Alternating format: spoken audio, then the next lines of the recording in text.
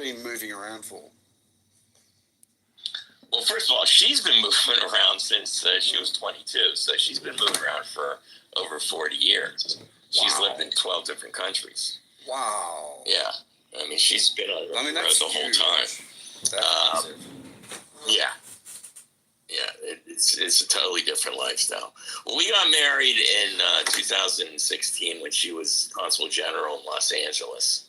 And then our first post was in Montevideo in Uruguay in 2018.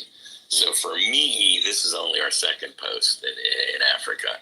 So we're going to do at least one more, and possibly two. But we'll be over this in 3 to 5 years. I mean, I can't imagine doing that. I can't imagine doing that. I'm not going to say I'm a homebody, but I'm very fortunate. I'm very lucky to be living in the city and the place which I'm at. I really appreciate it compared to all the other places around the world. It's great. But community means a huge amount to me. So I was living up in Sydney for just under a year, and I came back, and some family and friends were asking me, why did you choose to come back to Melbourne? I said, look, I thought about it. The rationale finally came to me. It was just a feeling at the time. If I was lost in Sydney, barely anybody would stop and give you a time of day. Whereas in Melbourne, there was a sense that a person would actually take you there if you needed it. So community meant a huge amount to me. But I guess talking about community, it's like you sort of, I would imagine with that type of lifestyle that you've been living for a bit, there's some great benefits to it. You get to experience different cultures, create new friends, all that sort of stuff. But the missing out part is, you end up having friendships that are not lifelong ones, but just as long as you're staying there. That's it. Yeah, well, first of all, you're absolutely right, and I do miss that to a certain degree. Although, look, we all have the internet, and if this was 30, 40 years ago, it is. You're right. It's difficult. So, look, that's why this is, really, this has become my family in a lot of ways. Being here on Clubhouse, because I'm sitting here on my balcony. I, literally look at that same swimming pool, and I get to do that every day and talk to my friends. I don't know. It's love is the law. There is some sacrifice, but it's a balance. And the fact is, I find my wife has made certain friendships that have lasted. I mean, so all of her friendships that she went to Foreign Service Academy with, she's kept in touch with many of them. And they all know each other because it's a fairly small foreign service for the size of the population. Look, I mean, you're right. So, there's something you said about having the internet to be a conduit for us to be able to remain connected. And social media platforms, for example, Facebook for me, it's just a transparent link to people in my past, which is just, it's got a nicety about it. There's nothing that really create, can take it, you can't sort of recreate that experience of being together, going out, sharing a holiday together, or birthdays and milestones and stuff like that, I guess. But like I said, there's probably swings and roundabouts in terms of what you're doing. So they're on stage here as well. Rick and Scotty, hey guys. Yeah. Hi, guys. Everything else. That's great. Let's see. In order to process your call. Good morning, Scotty. Good morning, Rick. Hey, Franny. Morning. Service address Morning, Rick, Barbara, Dr. Francine, Ben, everybody hanging out downstairs. I hope everybody had a great holiday. However you celebrate. Balance information, billing and payment, start or stop service, or solar. If none of these apply, Start service. To stop your service, press 1. To start new service, press 2. If you're moving...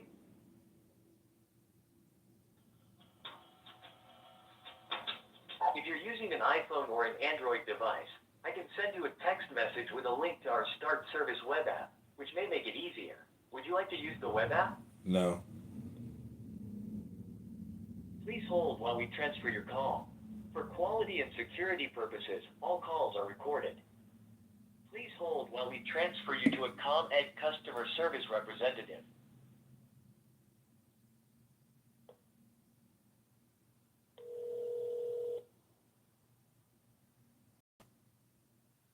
Hello, thank you for calling ComEd. This is Keisha. How can I help you with your outage or your emergency call today? Hi, Keisha. I need to start service. In observance of the holiday, via the automated system advises as well, we're closed today. We're only open for outage and emergency calls. You can either start service online, or you can call back during regular business hours, Monday through Friday, 7 a.m. to 7 p.m. The problem is the app doesn't work, and I have to turn on service by Sunday because the tenants who live below me are moving out, and their electricity is tied to the furnace. So I absolutely need to start the service, but every time in the app, I paid the balance, it cleared, but it still says I have a zero balance, and I'm unable to start or stop or do anything in the app. Okay, so you can maybe try back later or tomorrow or Sunday. Unfortunately, we're only available today for outage and emergency calls, sir. Oh, but Saturday and Sunday you are, even though it's not Monday through Friday? No, Monday through Friday is regular. Saturday and Sunday, the app or the online system should be available, so I said you can try back then. But we're closed due to the holiday, and we're only taking emergency type calls today. Okay. Thank you very little. Thanks for coming. She had to think about that. She's like, Yeah, it's in, I don't know, it was in an It's in theaters? okay, thank Yeah. you very little. Because I hadn't heard of it. Yeah, Everybody's talking about Wicked and Gladiator 2. Oh, Yeah, guess well, what? I just came back from that. Literally. What'd you Literally. think? It's not Gladiator 1. I still think like if you're a Gladiator fan, it's worthwhile seeing. I thought it was a powerful movie. It went look, for me it went very quickly, so that means I enjoyed it and I was really engrossed into the story. And yeah, it was just it was the sequel that just had to happen. And I think there's a possibility for another one. But if I'm not going to spoil the storyline and stuff like that, but I thought the acting was pretty good. I think out of like a 10, I'd give it probably like a 7.8. And I'd be curious to see what other people think about it as well. everyone in our theater was seeing Gladiator or Wicked except us. Yeah, I know, that's what it always is. But I've heard both. I've heard really good reviews and really disappointing reviews at the same time, so I am curious. But the one thing I know for sure is that as we move forward, and I guess Gladiator was what? That's got to be about 5 years ago? Something like that? 5-6 years ago. So the technology since then has grown. So I imagine the technology and the visuals must be amazing. So, I mean, I would just go see it for that. Believe it or not, Gladiator, the original, was back in the year 2000. Whoa, no, serious? The original was 2000. It was 24 years ago. No way. I'm serious. No, I'm dead serious. You're serious? Because I 100% serious. It went for 2.5 hours as well. Wow. All right. Well, Isn't that incredible? Isn't that incredible? Yeah. Because actually, the visuals were amazing then. I mean, Exactly. They were great. Look, I want to talk about the movie, but it's like no, not. Like other people are going to see it.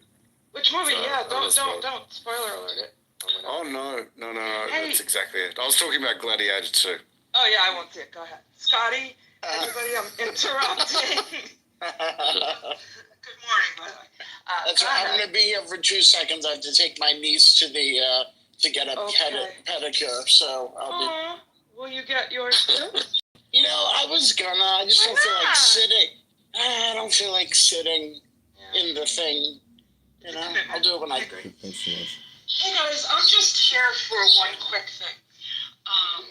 Do you like it when a guy on the internet, I think the guy's funny actually, a friend of Scott's, do you like it when you are being live streamed on YouTube? Just, yes, no. Okay, well, I believe you are right now, just letting you know. All right. Do we know? It's constant, you guys. You don't want to throw people out. And this is what happens. So, Adrian, I hope this is good content. I am known by Well, have you told us who it is? It's So Adrian. we You know get what? rid of I'm it? sick of it because there's a bunch of assholes who come in here all fucking day, and you want them. So no, I'm not going to say it. So I think it's good. It's a good social experiment. Let him record you, and people have been. I don't know what you're talking about. But Jane, you're putting me at a disadvantage. You're complaining about something, and I'd like to know who it is, and I'll get tell rid you of it. privately, or you can ask me. You have my number. But the person isn't in the room, though. Yeah, yes. Oh, under a different name. Yeah. I don't know who's here all the time. I'm sorry. I can't police things when I don't know who's here. Do you want to police things? Just curious. Yes, I do. Oh, okay. Yes. Okay, I'll back channel you. Jane, can you back channel the name to me as well? That'd be great. And also the channel, that'd be great as well. I think it's important we take these people and we block them. And then we turn them in. Back channel me. I think they need to be. I will just say tell this me, I'll as their- block them. Wait, they need to be punished. Wait, can I just Anybody wait? who does that needs to be Are they punished. recording? Are they recording me right now? That's what Jane is saying. Okay, hear me very closely. Whoever's recording me, suck my dick. There we go. Suck my dick. I'm sorry. Well, was that not? Was that not PC? Thank you. No, but that was a short request. Okay, thank you. YouTube will probably take down the whole recording because. Thank you very much. Go fuck it. How about this? Go fuck yourself. The rules are for YouTube, and every time we're recorded, we'll say one of those things that causes YouTube to take it down. Okay, I'm really sorry because I didn't mean to debase the room, and I apologize, everybody. I really believe what I said, which is I hope everybody had a wonderful Thanksgiving. I'm not sure you and they made had it time okay. to spend with their family and hug people a little bit harder this week. Agreed. All you have to do is stream an Eagles song, and they'll take it down. Go read a book. Oh, because copyright, right? Love is Yeah, the the law. Eagles have a whole Love. team. Oh, yeah, the Eagles are good. Yeah, they're notorious for getting shit taken down. Yeah, So, go ahead and play an Eagles song real quick. yeah, put an Eagles song on, and they'll Yeah, dude, One of These Nights is one of my favorites. You can do that. So we're gonna turn the volume down when he If does you it. want to do Hotel California, everybody knows that. I can withstand about 15 Love seconds is of the it. law, love under will. That sounds pretty good. Andrew's in the house. Hi, Andrew. How are you doing? I'm well, and how are you? Oh, I'm fine. We had a lovely Thanksgiving. We got invited to the American ambassador's house, and Very nice. she had a couple of her Okay, girlfriends thank you very over, much. and the American ambassador and the Turkish ambassador and the Canadian ambassador and my wife. 3 days a week. They do a Monday, Wednesday, Friday walk at 6 o'clock in the morning. So, Well, I celebrated vicariously. Those who can do. you did. Vicariously because we do ours butcher, of course. Right. Because we want just frost on the pumpkin, not frozen pumpkin. Not defrost the pumpkin. Hey, Andrew, what is your PTR? That is King Tut's sarcophagus face covering that they had in the sarcophagus. My blind glasses on top of it. Oh my God, I wondered. That's great. We love it. Yeah. All right. Play on the list. Right, Teddy Tut. I know.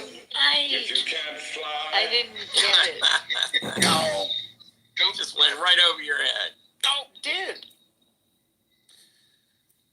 that person still streaming? Out of interest. Yes. Why are you asking? Jane won't tell us who it is. I have no idea. I'm using tough love. This is a male paternalistic. It's not tough love because you're not giving Do your own work. Said Find it this out. person, huh? How am I supposed Adrian, to this know? is good, right? Good content. Great content, Jane. Tell me, I'm a girl. No, I'm not telling anyone. Figure it out on your own. We can't figure it out because you don't understand. It's impossible to figure it out. There are a bunch of No, names it there. isn't. I don't and know who because everybody there's is. been I don't someone- know who's doing it. You know. This is so frustrating. The person who told me has also told others. Put it that way. I'm not doing it because I don't feel like it. I think it's funny. So I'm actually not against it. So I'll tell you some other day. The person Ben, could also, they could also just say who they are if they're here.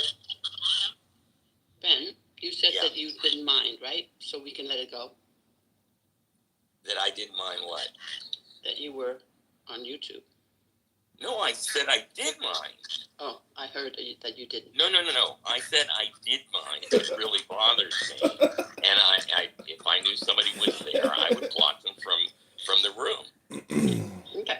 And I would throw them out. So it's like this passive aggressive thing gets really old. Very old. It's like, if you're my friend and you said there's a problem, but you don't want to tell me, what the fuck is that? What the fuck is that? It's drama. Jesus. I'm sorry, but it is. Ben, I've got an idea. Just mod me. Yeah, okay. He's got an idea. We're gonna find out. Did he choose correctly? Thank you. There you go. You're mine. Rohan. Thank you. Let me try something out here. Let's see. I've got a feeling.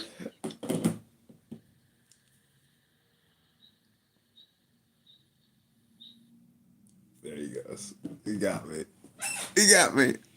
He got me. So funny. Like anybody gives a fuck. A slow, ballad. He was talking about, a girl he missed or something like that. I don't know. It was like and I was just like, but she was just like, yeah, but Daddy, I'm not sad. It's just making me emotional. I don't know. Tell her to lean into those hormones. Lean into those hormones, baby. Lean in. I'm just like, well, first of all, part of it was like super cute because like she's always like, way wiser behind her ear. Like she just constantly like has these moments where she shows 15. And then the other part of me is like, oh shit, do you know what it's actually gonna be like when she's 15? I'm gonna have so many daddy cry moments, man. Oh, but yeah, man, it was a very fun, cute little thing. Dude, I think the thing about the Holy Spirit, like I know you think that like I'm blasphemizing or whatever, but I am having a little bit of a fun with it. But I also think that there's some merit to it, and I think I think there's merit, and I think it's. Let me tell you what. Let me explain why. Like let me actually get to the practical piece. I think what happens is like you learn about Jesus. Like I remember this. Like Jesus was sold to you in Catholic school as like literally a cartoon character. He's like an anime character, like the way they like present him, the Bibles they give you, these pictures they show you, these stories they tell you, and you're like, yo, dude, fuck He-Man, I got Jesus, like fuck this He-Man underwear that I got. Oh man, you know why they present him as a cartoon character? No, I don't. Tell me They're why. presenting him to kids, John. Didn't want to step on the joke. I still almost did it. But dude, so anyway, they package up the cartoon character, and then what happens is there's not a good character. Like the Holy Spirit isn't as good of a character. Like the Holy Spirit is like the little fat boy from Slytherin. Like he's not Harry. You know what I mean? Like he's just not a compelling character. And so he gets no love. Even though he's the one who like, all right, bad example with this fat boy from Slytherin. He's more like what's Harry's little butt Hell, John. that bangs Hell. Hermione? That's where you're going. Hell. Hey, Patrick, help me real quick. Who's the little redheaded boy Who bangs Hermione? Ron Weasley. Come on. Ron Weasley. Ronald Weasley. Thank you. Yeah. Fuck's sake. I know. I feel embarrassed that I don't know that. Or it's slipping my mind. But like, Okay. You don't know because you're a movie watcher, and the director hated Ron Weasley, so he took all of Ron Weasley's parts and gave it to Hermione in the movies. See? Yeah. Dude, he is the Holy Spirit. Oh my God. He is the Holy Spirit. He is the perfect man. I didn't even know this. Yeah, legit. That's why as someone who just watches the movies, you don't know who he is. Of course, because I'm a loser. But here's the thing. Like, the Holy Spirit is just like this overlooked, like he's like the guy who doesn't get the promotion. He's like the guy whose lines get taken. He's like the guy whose girl gets banged by the producer. John, are you realizing that in a universe where you have the boss and the boss's son and the guy that does all the work, it's the boss's son that gets the credit? Are you just learning this now? Is this an epiphany to you? Thank you. What I'm realizing is that the Holy Spirit was also a victim of this particular, just atrocity. And I think that it should be right-sized. And they tell me I'm going to hell for this. I tell them I'm going to hell for a bunch of other reasons. But my thing is, I don't think I'm going to hell for this. I think if I get into heaven, right, it's going to be like the Holy Spirit's like, yo, listen. I also think, John, that you did me a solid. A Catholic would believe that if the Catholic Church didn't annul your marriage, you're going to be going to hell because anytime you have sex, it's adultery. Yeah. Right? But hold on a second. Let me finish this thought. So I think it's this cartoon packaging and the fact that, like, Ron Weasley is just not as compelling of a character as baby Jesus Harry Potter. And so he just hasn't gotten the love. He hasn't gotten the holidays. He doesn't get he doesn't make the same amount of money. He has to do more work, and he has to watch baby Jesus steal his girl. Like, you know what I'm saying? Like, it's just the entire, even when Hermione's with Ron, she still's kind of giving Harry the wink, you know? Just like, so I just think that that's why, I just think it's been this bad, sort of formulation of a story that should be corrected, and we can. It's only 2,000 years in, right? Humanity should exist for a lot longer, and we can change the trajectory, like you and me, but mostly you. So what say you? If we were to make a day for the Holy Spirit, what day would it be, and how would you commemorate the Holy Spirit? Oh, it's obviously October 31st. Oh, I don't know. Now I'm thinking you're going to hell like Jen Seth. Wait, I'm not believing in the pagan, crazy, devil belief. I'm saying, see, this is where you go wrong. I'm saying we can make Halloween an actual holy holiday. Well, it is. It's All Saints Day. It's November 1st. Depending on where you are on the planet, hold on a second. So, Jensa, can you please respond? Can you open your mind and heart to this plausibility of me actually right-sizing the story that's been mistold because they were trying to package it up for kids? Please, just some feedback. Even if you just come off mic and just don't say anything because you're speechless. All right, got it. Well, Mohan, I'm glad we agree about this thing, and I appreciate your support. I wasn't even necessarily saying I agreed. I was just saying what's actually. You're basically the apostle. You're the apostle Paul right now. You are literally leading. You are the head. You're the head acolyte right now. Listen, White Patrick is the third. I'll take a John over a Paul. Down in Thomas. Oh, you're tepid, man. You're tepid on this one. The thing is, I'm right, but you're like, fuck, I need there to be a crowd so I can. No, Patrick knows the only way to go to hell is to blaspheme the Holy Spirit, and he's keeping his mouth shut. All right. Well, I think where the Holy Spirit is, right now, he's listening to this, and he's like, dude, you're not. No, what if the Holy Spirit is like a universal force, like gravity or electromagnetism, right? And that is the component that's everywhere? Or just dark matter. That is, the Holy Spirit is dark matter. Or the Wizard of Oz. What is the Holy Spirit? Why you have to clown us, man? Hey, John, I got you, bro.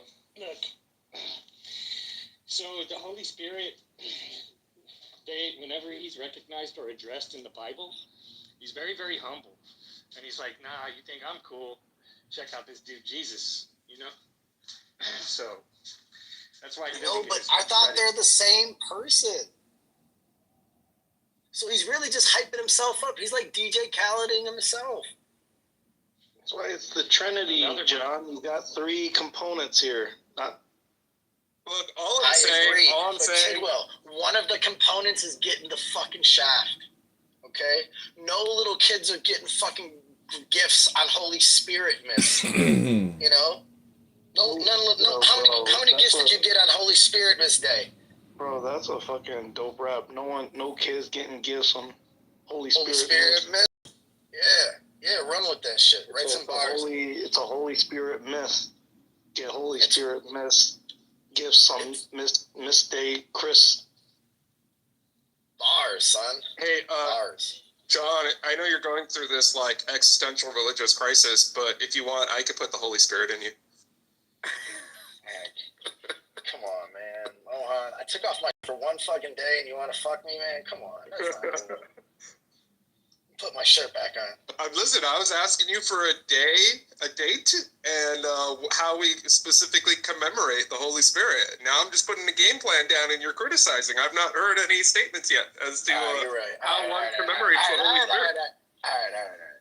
So we're going to start with the Latin community and the gay community. So we're going to hit up like fucking Dia de Muerte, and we're going to hit up Grindr all in one little batch. That's what we're going to advertise. Hell yeah. You're gonna get 100% of the Latinx community. You know what's funny about the Latinx thing? The first time I saw it, I thought it was a gay Latin thing. I didn't realize it was like Latin, any kind of Latin. Oh, dude, it was. Honestly, for real, I know you think I swear to God, I'm not like clowning. I'm not trolling right now. I literally thought it was like Latino, gay Latino. No. Shit. I didn't know. It's all Anglo-Saxon women who went to Ivy League schools, like white-splaining to Hispanics why they should change their entire cultural identity for them. How did the world get tricked into these curriculums and degrees that are just they're just like made up, you know, like what? What are some examples? Gay Latin, like women's studies. Anthropology is a useless degree, Patrick. Gender studies is beyond useless. I'm sure you can find uses for these degrees. Come on, guys. Speech, communication. We're beginning to see the rejection of DEI and work stuff. It's happening on a pretty large scale. No, but how did they trick the fuckers in the 70s to begin with? So, John, I'll push back on communications.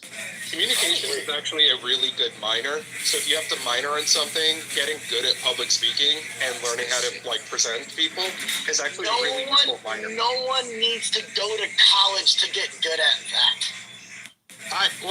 No one needs to go to college for fucking anything these days. You can learn everything yourself. I know, but if you were to throw up some hierarchy of acquirable skills, right?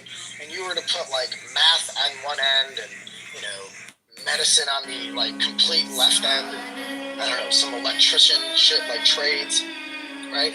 Those things you could learn on your own, but those are probably harder to learn on your own than just learning how to fucking present the topic.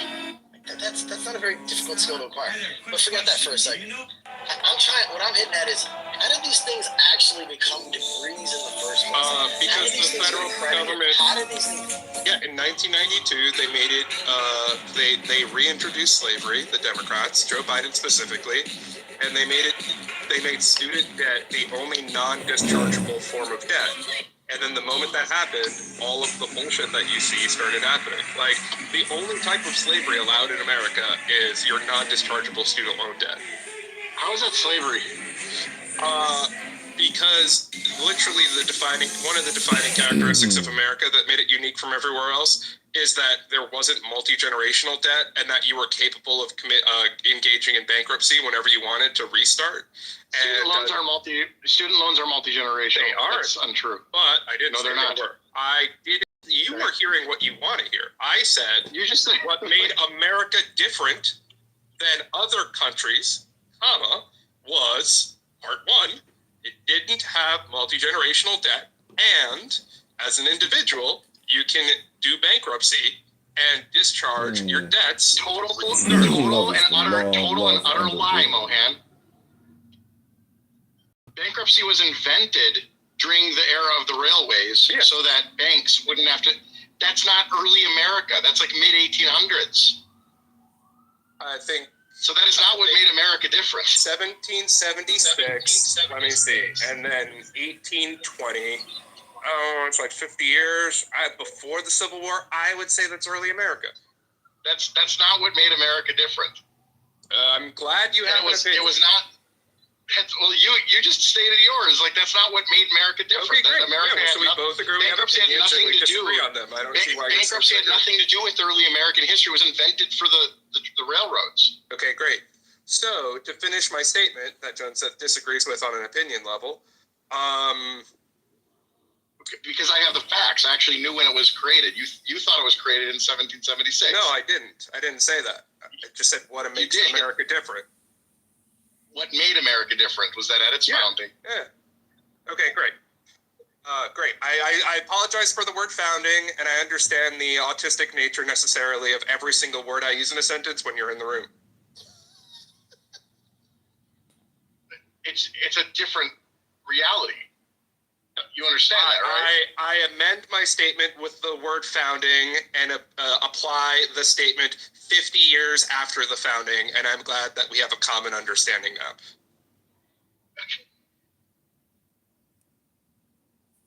Go on. So tell me how it's slavery. I'm not going to continue while you're here, but you're welcome to continue with whatever you want to talk to. You said it was slavery, Mohan, so I'm asking you to explain. Yeah, I know, I'm done. Like, don't be a cock. I'm not, dude. I'm just not here to be fucked with you. I'm having a good morning. We were talking with John, and I'm not going to play word police at 11 in the morning. That's such a diminution of what just happened. You were wrong. I showed that you were wrong. With you. Dude, the fact that I agreed with you. So continue. How is it slavery? I don't understand what the fuck's going on right now, but I'm not having fun and I'm not doing it. But I literally agreed with you. And now we're arguing about how I agreed with you, which is exactly the point that I'm saying. No, we're not. I'm asking you how it's slavery. You said it was slavery. That's the I know. How is it slavery? Talk to someone else. Well, what a little bitch.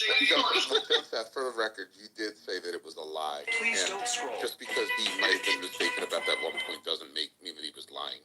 Lying involves intent, right? So he didn't have any knowledge of the thing he was discussing. Patrick, it happened in 1823 and not 1778, and you're a fucking lying piece of shit, and your entire argument is invalidated now because I'm not going to let you proceed until after you make your statement, and then say, hey, Mohan, by the way, it happened in 1886, not 1776. Your statement was incorrect, Mohan. Like, that's when you make a statement in an argument and you're shown to be wrong. Cool, dude. I'm going to go make money and hang out with people I enjoy. Oh my God, what a little bitch. Hey, Joseph, can I ask you I have a religious question. And He left. Yeah, he's a bitch. Yeah, he's a little bitch. You bullied him off the stage, and I didn't bully him. I didn't bully him. He was wrong. He literally bullied someone that might have an actual reach advantage on you, which is amazing. He literally misstated something. I called him on it, and then he bitched out. I have Patrick, after you're done, I have a follow-up question, but go for it. Yeah, so I just realized I was thinking about, like, my Methodist upbringing. Why do I have to say in whatever the part of the church service, we used to have to say, I believe in the Holy Spirit, the Holy Catholic Church. If I'm Methodist, why do I have to say that I believe in the Holy Catholic Church? That was part of the, preamble, or whatever you call it. Because that's not called paperwork. What do you mean? Because it's what? Nothing. So the meaning of Catholic in the context of capital. Wait. No. Do you want the explanation? Do you want the explanation? I'm happy to explain it. The meaning of Catholic. We don't want the explanation, June said. The fucking phrase "suck my dick" was created for niggas like you. You see, Mohan was wrong. But he would have stayed if he just uttered "suck my dick." He would have felt a lot better, and then this would have been okay. So the Holy Catholic Church means the universal church. It's a creed. Okay, so yeah, Catholic means universal. So when it's capital C, it's universal, or lowercase c, it's universal. When it's capital C, it's the church itself. Man, I got that wrong on a test. I got Wait. Capital B Bitcoin means what? And lowercase b Bitcoin means what? Get the fuck out of here, you B casher. Okay, I still want to know. Does anyone have any idea why he thinks that student loans are debt or are slavery? Because it's unforgivable. It's like indentured servitude. Because you can. It's undischargeable. All right, that's not a good one. Sorry, I tried. And by the way, Patrick, you actually don't know get the argument. You know what his argument is. Yeah, but that's why it mattered that it wasn't at the. That's why it mattered that it wasn't at the founding. That's why like bitching out was such a stupid move. What don't I get? You don't get to be a little like Mohan's little cock sucking little like. That would never be the case. Fucktard. I don't know. Well, you said I didn't say he lied. I said it is a lie. I said it is a lie. If we're gonna be semantic, like I said, that's a lie. You did. Yeah, you did. You said that's a lie. But we all know. Yeah. You said he's smart enough to know the trigger words. He's a piece of shit. That's why he uses those goddamn trigger words. We know what he's doing, son. Just that you son of a bitch. We are emotional beings. We don't have to reason. We don't think and reason. Well, here's the thing. Mohan hadn't thought to use the lying argument until Patrick gave it to him. So he wouldn't have left. It's actually Patrick that drove him out. Oh, this is on me. Yeah. Oh, 100%. It's always a white man's fault. that was good, and it stung a little bit. Oh man, how am I? I'm sorry, Patrick. I don't like making fun of you, but this is a great joke. You know how I make fun of myself a lot? Yeah. This is kind of one of those things. You know? I don't like when other people make fun of you. Yeah. But no one else really makes fun of you. It's just Jensen. Just me and Jensen. Dr. Patrick, if you want to shake it, you have to move into a black neighborhood. Joseph, you don't know where I live. I know you live in a white neighborhood. Are your neighbors black? Alright, here's what he knows. Yeah, he knows that if you live in a black neighborhood, then you have a lot of rich black neighbors. That's what he knows. You guys make so many assumptions. No, I'm just kidding, man. I'm just kidding. I don't. The thing is, I wish it wasn't Patrick, but I like this joke, so it's like I can't. But it's it's like it's a fucking torture. Johnson, Like I have a mosquito a follow-up bite. question for you. For me? No, I said I got a follow-up question for Johnson. Oh, okay. The whole thing, the whole premise of that was what makes America special. My question to you is, in your opinion, what makes America special?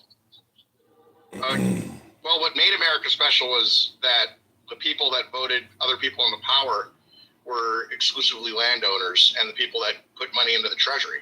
Do you feel like we should go back to, or do you feel like the most fair way of like voting and consensus on how things should be managed should be people who have land and they should be given voting power? I think it should only be people that are net contributors to the treasury. So, Jinseth, I don't. Okay, this is why I don't agree with this. They're gonna make it hella hard to own land if that's the case. No, he said net treasury. I don't. Huh?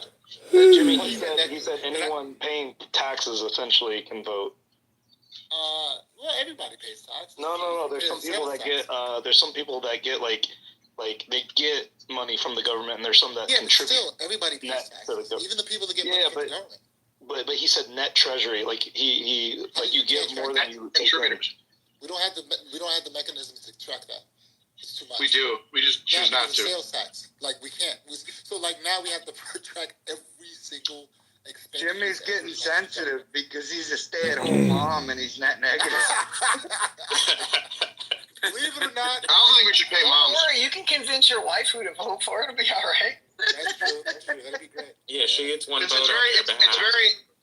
It's very simple. It's very simple. Like if you are not a net contributor before sales tax, if you want to vote, you'd have to track all your sales tax expenses. You know when people get to tactical, like you know, how would you ever make? Wait a sec. Wait, Jimmy.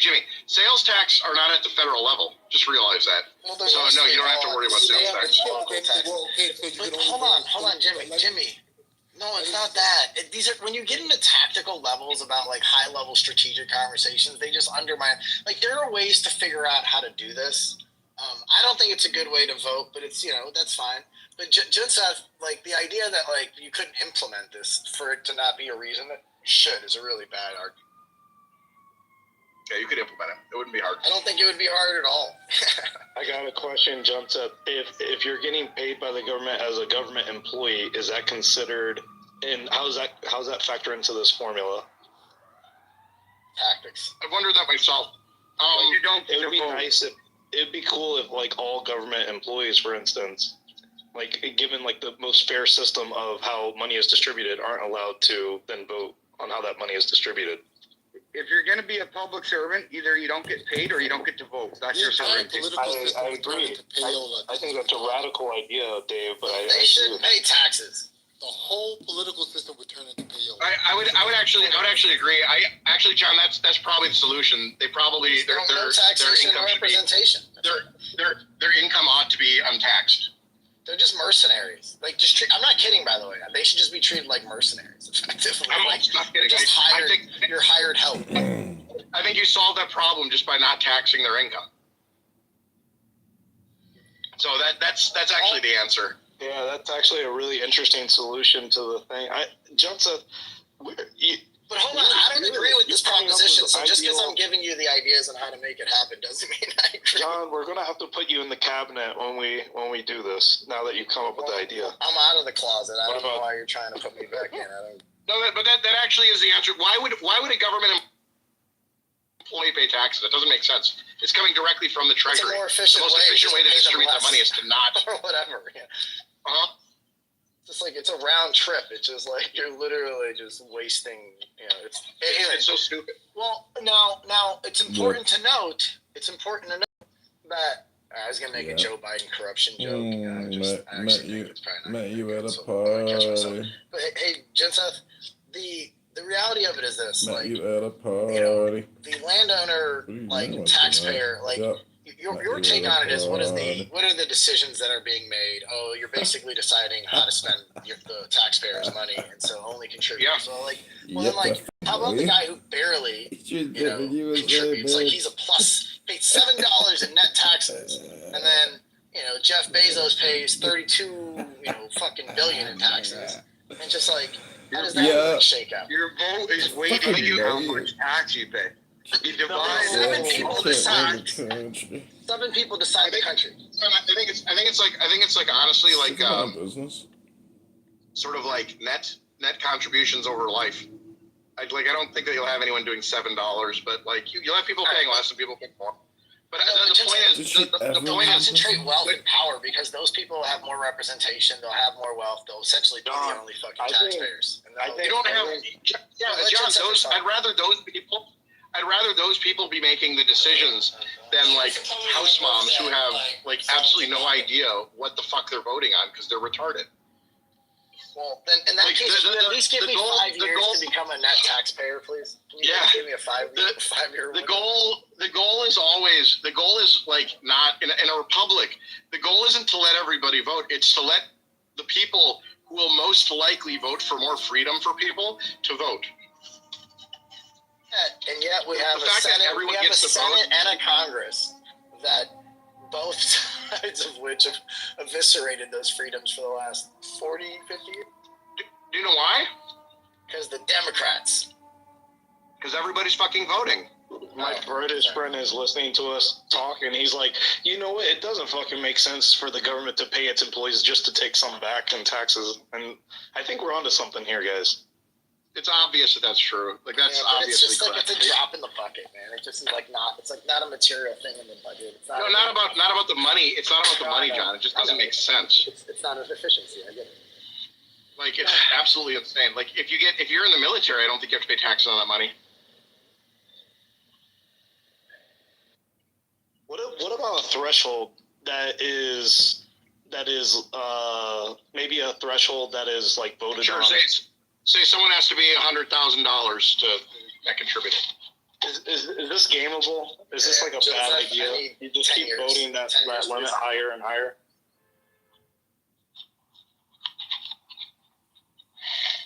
I think it would have to be the people that get to vote will just make it higher, so there'll be less people. I know, that's what I'm saying. It would be gameable. You'd have to make it where the threshold would be low, and every vote would be counted equally after some threshold.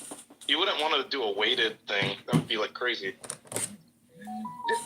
Some people who are, still relies on the people who pay only voting. The only thing voting impacts is the treasury, and the reality is that's not what you have in America. Yeah, because of fiat. That's my entire problem with fiat is that fiat makes everyone a net contributor. John Seth for president, you'd be more entertaining than President Camacho, an idiot. But I think you should no longer be voting on social issues. I'd also know more about crops.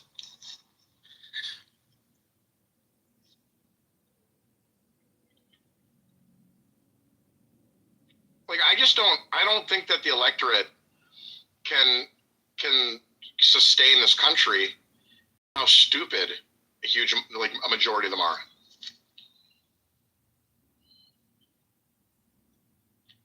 Hey, Jenseth, can we do net contributing states and the only ones that get electoral votes?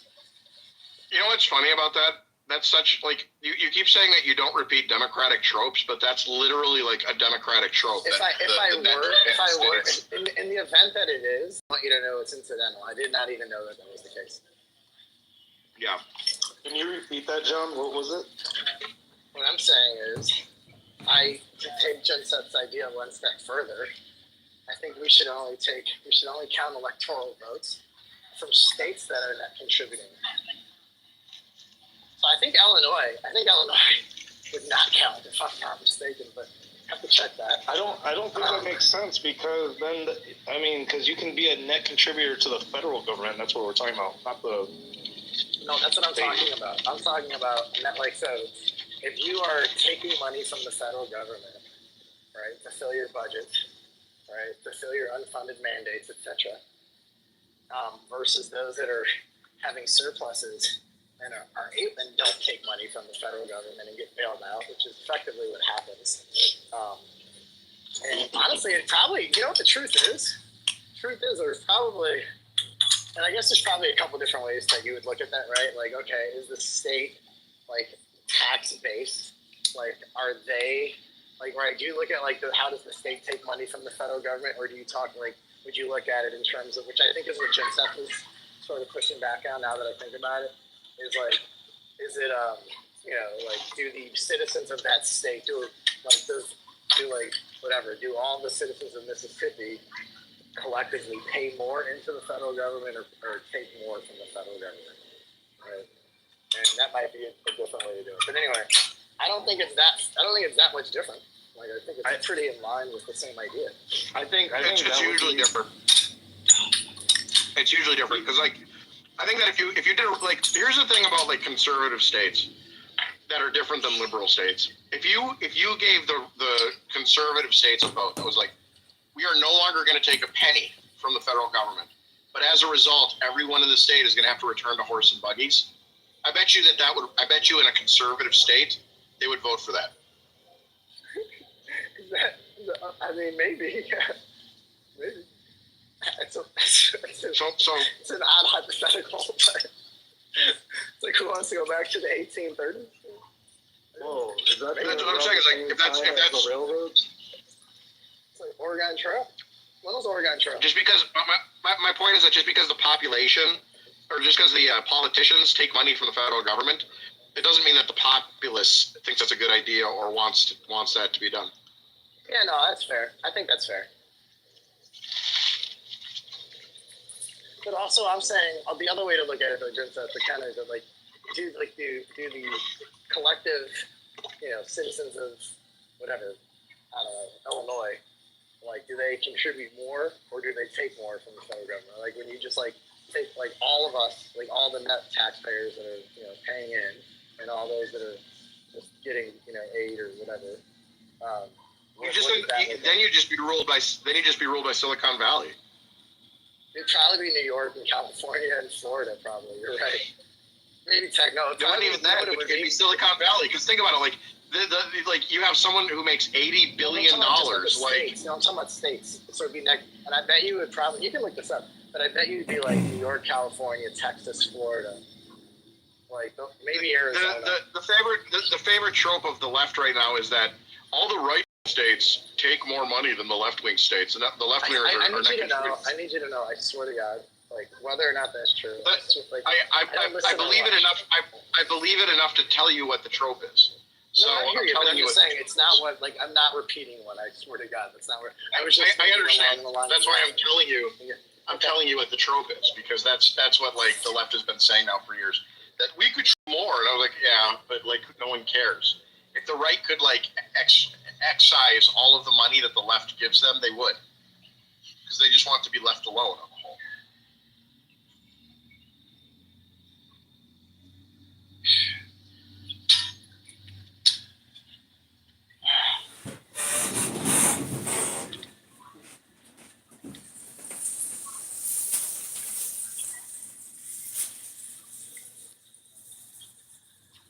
Oh my God, the Supreme Court took up at the Snopes. I think it's a Snopes case. Yeah, it's the AR-15 case. Right. Excuse me. Say more. It's basically whether AR-15s can be banned or not. Interesting. There are so many courts that are about to get spanked. Like the language in this brief is gonna be just ridiculous. I don't know in what world it legally makes sense that they could be, according to your laws. Like they're super. David, you should read the brief, the Scopes brief. It's hilarious.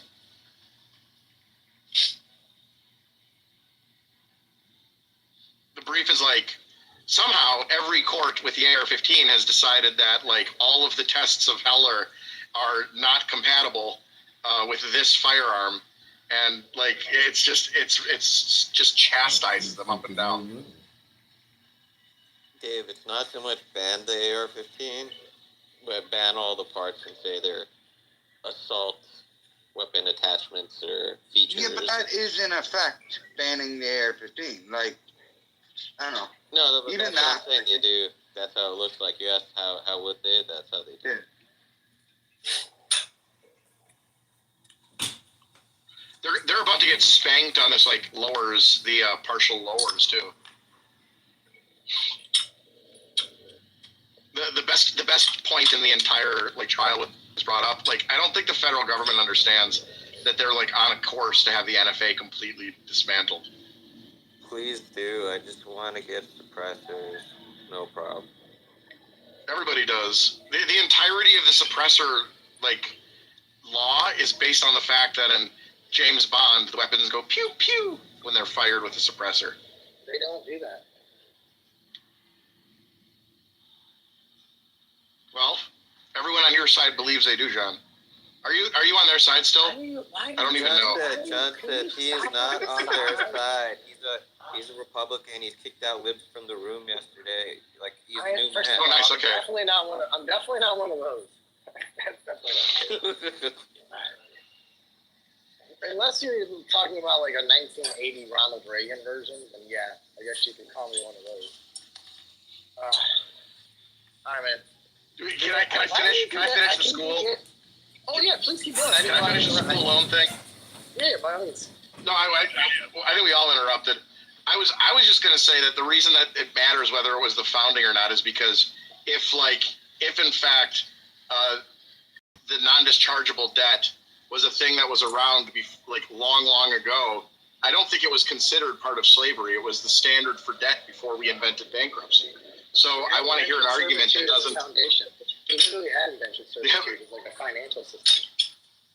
Sure, which wasn't slavery either. It was indentured servitude. It was a really bad contract. Yeah, so non-dischargeable debt has never been regarded as slavery. It was the standard for debt before we invented bankruptcy, and it's interesting. Like I want to hear the argument, and it matters when it was created, because if it was like in the early American period, like 1776, when they signed it, they said. Argument. If you didn't hear the argument, you wouldn't have left. Yeah, that's why it mattered whether it was at the founding or not, and that's why him being wrong mattered also. Save the energy for baby girl. Alas, what's that? Save the energy for baby girl. You know what I was thinking for AppSec reasons? You should just call her Lamarla. Remember when I gave you Lamarla? That was so funny.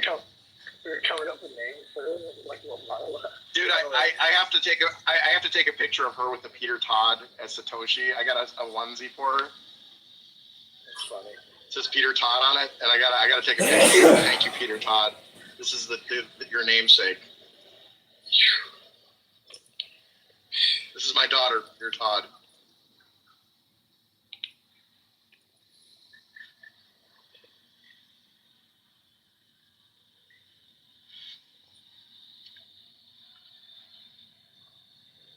You feel stupid now, Dr. Patrick, for kicking Mohan out of the room? Wait, what? Someone kicked Mohan out? No, Dr. Patrick ushered him out. Nah, he just stormed out. I was gonna say Patrick's white. He didn't kick him out. He ushered him out. He welcomed him out. You welcomed him out. Patrick, He said, I didn't know you're doubling as a bouncer now. He waved his top hat. He waved his top hat down. He like did a little fold, like a Jimmy Cricket fold. Listen here, chap. He said, please, sir, why don't you take my hand and walk with me outside? That's what he said. Let me have a word with you, sir. What I missed? What happened? Would you oblige me for a word? Mohan lost an argument. Instead of actually finishing the argument, he just bitched out and left. I think no. That's not what happened. It was how he lost. What's up with this? It was how he lost, nigga. Over here. It was how I saw it happen. There's one thing knocking the nigga out. There's another thing knocking him out when he's asleep. You pee on him. That's what you said then. You are a disrespectful nigga. Jimmy, he didn't even know he'd lost. I actually walked in the middle of it, but I could fucking tell by the tone of your voice you were peeing on the nigga. Please don't scroll. I hadn't knocked him. I was peeing on him, but he was still standing. I hadn't delivered the knockout blow yet. I was waiting for it, but he wouldn't finish the argument. I'm just trying to become a big content creator one day, but I have no supporters. So if you have the chance, please subscribe. Whether student loans are because they're non-dischargeable, whether they're slavery. I see. It's also funny for a libertarian. I'm not even sure any of that. Okay, thank you. I mean, you choose it. You opt into it. You know that it's non-dischargeable. You know that it's non-dischargeable when you opt in. Yeah, you know. You can choose to eradicate it. You know that it's non-dischargeable when you sign the contract for it. Like, there's 4,000 reasons it's not slavery. John said, would you agree if you paid 100% taxes, that's a type of slavery? No. All right, explain that. Why do I have to explain? Why do I like you're the one that made the claim? I'm asking a question. I thought you said yes. I think slavery is very specific. I think it's when you made an assertion and you asked him to explain why your assertion is not true. I'll do it. Give me a sec. So my assertion is that if you don't own any of the fruits of your labor, like 100%, that's a type of slavery. That's my assertion. Okay, well then isn't paying taxes 37% slavery in that assertion? Yes. What about 10%? Yes, 10% slave. What about 2%? Yes, 2% slave. What about 0.5%? 0.5% of the slave. Okay, then I guess you believe paying taxes is slavery. Yes. I wouldn't accept that. Well, I would say it's on the spectrum. There's a threshold of slavery that everyone's okay with. There's a spectrum here. What if it's voluntary? What if you say, I will work for you forever for You're nothing? a voluntary slave. There's no such thing. That's servitude. You're stuck in a quagmire. It's like a dry water, my guy. Slaves don't choose, bro. That's not how that works. So you basically by virtue of agreeing to the circumstances, by choosing to work in said territory, you're not a slave. Like, I'm agreeing to pay these taxes to work here for this income. And if I don't like it, I fucking move. Yeah, but would you say that you have an option to move and get to a place that of course you do, wouldn't nigga. pay taxes? Don't you earn income? So if you're valuable enough to earn income in America, you use said skills to earn income elsewhere. Go to Africa, go chop trees somewhere, nigga. Alright, y'all make a pretty good argument. I'm not pretty religious. I'm not gonna die on this hill. I think y'all are convincing me off of it. No, but you can just tell you've been hanging out with a particular crew of humans. Hey, John, that was an original thought. What are you talking about? I know. It was originally thought that this gets 11, 12, 13, 15, 17, No. Hey, listen, y'all have some good points. Jimmy and John said had some good points. Thank you. My God. It was a tiny fucking. It wasn't Jimmy's that like, hill you can't choose. that I He's felt like, religious okay, about. I think it was concave. I actually think it was a pothole. I don't think it was. It was. It was more just like I brought up the topic of. I helped spear the topic of taxes earlier, and I was trying to see if I could spear another interesting topic for people to debate while I listened. Unsuccessful attempt. All right, another topic attempt. Joseph, what do you think about the Ashkenazi Jews? See, this is what I know about niggas like Tidwell. See, niggas like Tidwell likes to divide with Did he add two syllables there? Or did he say that correctly? Tidwell, I see your division you sowed amongst us.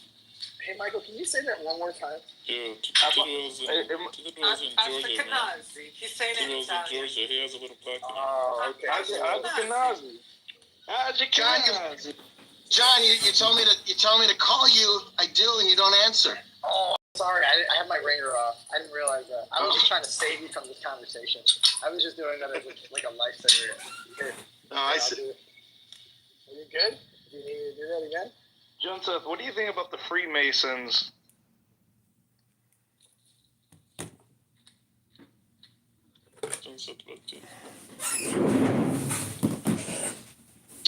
I went in a little bit of a Freemason dive last night. Got a little weird. Well, what do you think about the Ashkenazi Jews?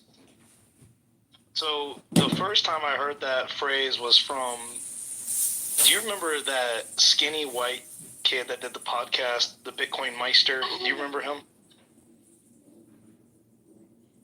Do you know what I'm talking about, Jimmy? If they talked about UTXOs, Jimmy definitely has no idea. Adam Meister. He's the first one that said that phrase that I learned about that phrase. And he was trying to say that the Ashkenazi Jews are the smartest race ever, and he was getting so much shit about it. And I was like, what is this?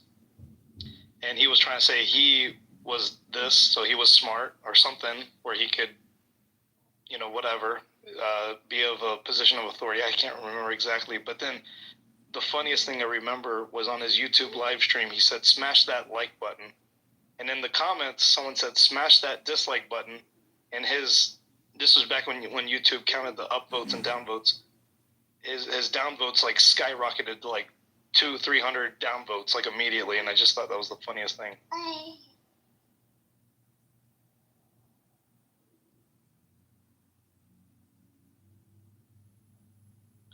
So I'm just gonna. I mean, we can speak about why Ashkenazi Jews are just. Well, I don't think they're inherently smarter than anyone. To tell you the truth, I think they just have a different set of incentives. Jimmy, are you of the belief everyone's pretty much on even footing genetically, in terms of not like physical, like in terms of athletic ability, but like in terms of the mental? Yes, depending on incentives. Not everybody has an incentive to excel in the same way. It's completely reliant on your environment. Like Ashkenazi Jews, because they were Jewish, could not basically generate wealth in a way that Christians could in Europe, and so they were forced into skills or like acquiring skills to generate income, right? Like, that's why they had a lot of shoemakers, a lot of goldsmiths, like people that were in the gold trade weren't making millions of dollars back then. It's just like, these skills-based jobs. And, when you're not inheriting large swaths of acres where you have serfs working for you, and you're sort of focused on acquiring skills and educational opportunities open up for you. And yeah, you're going to take those opportunities so you can earn more income. Now, the legal profession becomes a thing. Now, medicine becomes a thing, a way to earn more income. And so you have, a group of people that were super incentivized to educate themselves to acquire, acquire wealth, essentially. Whereas Sephardic Jews, they're Jewish people as well, they were in the Middle East. It's very different from them. They didn't live in Europe. They didn't have those same set of incentives. So we keep pointing at Ashkenazi Jews as if Ashkenazi Jews represent all Jews. We're just this subset of Jews that lived amongst people who were very anti-Semitic. So that's why if you give them an IQ test, because they've come from, generation after generation of educated people, they fare better. So pretty much, without banking, the Ashkenazi IQ test would score really low. Well, without a lot of stuff. Something interesting when I did my dive last night on the Freemasons. There's a term I've always heard the term anti-Semitic, but there's another term anti-Masonic or anti-Masonic. I've never heard that term before. It's like anti-Freemasons, which apparently was a big thing like in the 1800s and 1900 or something. Like it was like more of a big deal than I've like never even heard of that nowadays. Yeah,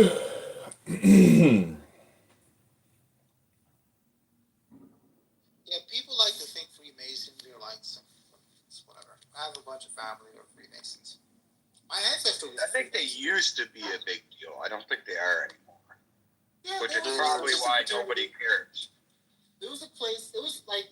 Yeah, but that used to matter a lot back in the day, Jimmy. Yeah, way back in the day. It didn't matter which lodge. So it didn't matter that you were a Freemason. That didn't matter. It mattered which lodge because, during the Civil War, Freemasons killed each other, fam.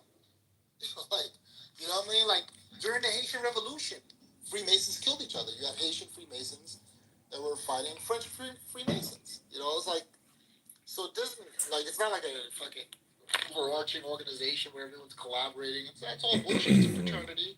You get together, and if you want to plot some shit back in the 1700s, that was a very good place to plot some shit. There's a really interesting intersection with the Nazi regime being anti-Masonic, and they went to all the lodges in France, and they captured all the archives and stuff, and that was there's an hour and a half documentary about just how the Nazis were. There's one leader of the Nazis that were convinced that the cult Freemasons were in charge of all this kind of stuff and around the world, and they're trying to prove it. And they apparently went to over 100 lodges, got all the records, and sent them on trains back to a central archive in Poland or something. And this documentary was kind of nuts. It's on Netflix. I think it might be on YouTube. Anyways, it's funny. I'm so stupid. I thought the Freemasons was mainly in America, the U.S., and then I'm like, oh no, Freemasons definitely didn't just travel to America and leave Europe. It flourished apparently in Europe as well. And then I also learned, Jimmy, there's a black lodge only for black people. Prince Hall. Yeah, and then they don't tell you there's the Scottish Rite branches of Freemasons, and then there's a Pike version or something. And the Scottish Rite, because the Scottish Rite has all the hospitals and stuff, they have 33 levels of ascension in their Freemasonry. And after the first 3 levels, what'd you say? Degrees.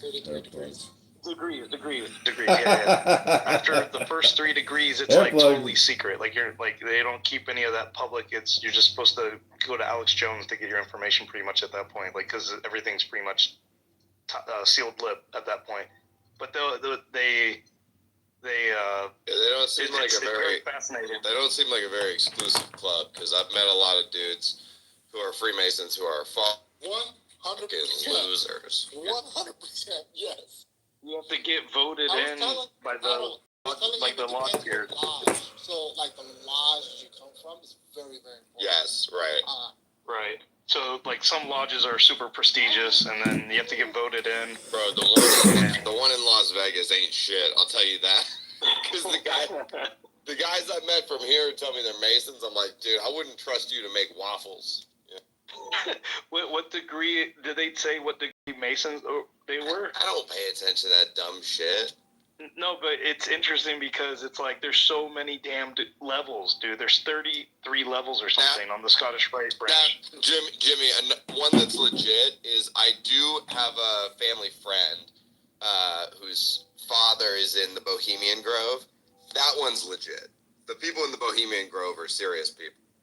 Is that a lodge, though, Huddle? No, it's not a Freemason thing. It's its own thing. If you want some real Alex Jones conspiracy shit, Google Bohemian Grove. I know that they burned the big ass owl. I know a little bit about Bohemian Grove because of Alex Jones, but that's about it. Yeah. But it's really basically. Oh, go ahead.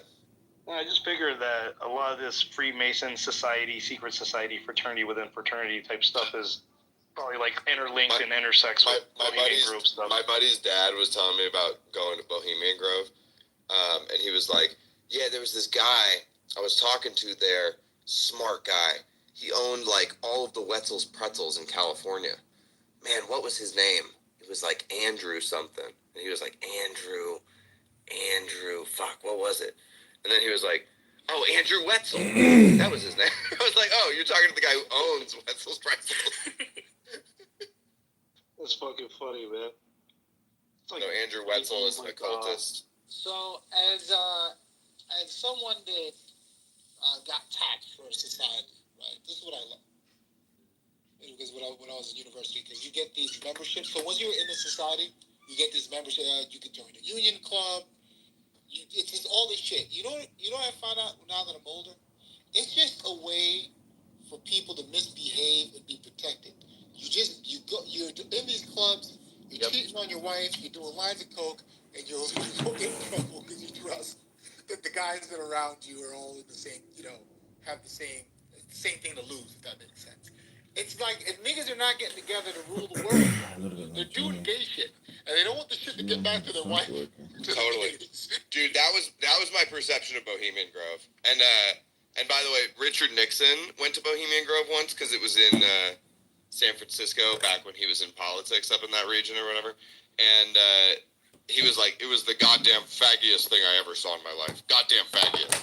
There's like a clip you can see of Nixon saying that. And like, dude, it's weird. Like, it's all dudes, and people do wander around in the woods like naked and stuff. Like, it's pretty gay. They're doing. That's all it is. So if anybody wants to, there ain't no conspiracy. They're doing shit that they don't want to hit the news and get back to their wives. That's all. Yo, I actually have a patch. My buddy got me a patch from Bohemian Grove, and it has Moloch the owl on it and everything. Let me see if I can have a picture of it in my camera roll.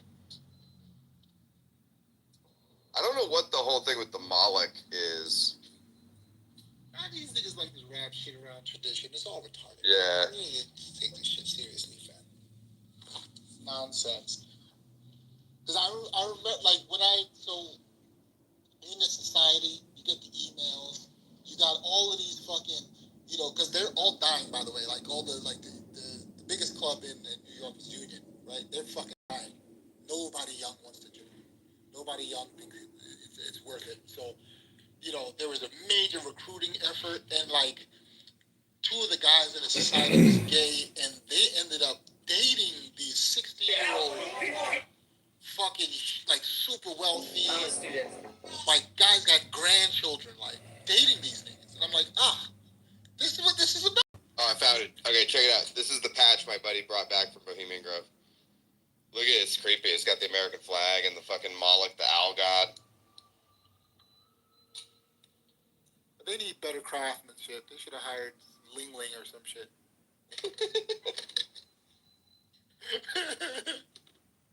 Ling Ling. No, don't you know, bro? On Fiverr nowadays, it's some guy named Ubuntu who's pretending to be a girl named Brittany from Dallas. you're like, hey man, you can just tell me where you really are. And he's like, no, is Brittany from Dallas? It's okay. You know?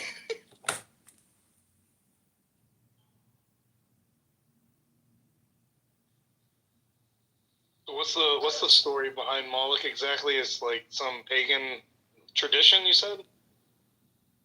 I have no idea, honestly.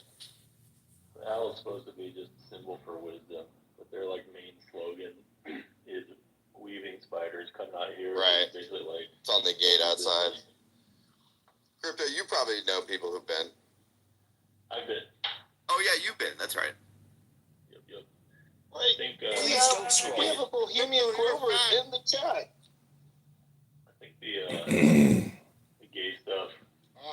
I didn't see any, but I think just sheer numbers with proximity to San Francisco, there's probably a couple of the 10 kids down. Did they make you wear blindfolds, Crypto? No blindfolds, no gay stuff. How do you get invited in, Crypto? I have family members that are members, but this particular time was like through a friend who has a family member there too. It's basically like guys that want to go fuck around and get weekends away from the wives. No, this is exactly what I said. Yeah. Are there any like presentations or anything, or all hands assemblies? Yeah, there are talks. I think back in the day it was a lot more like pointed, and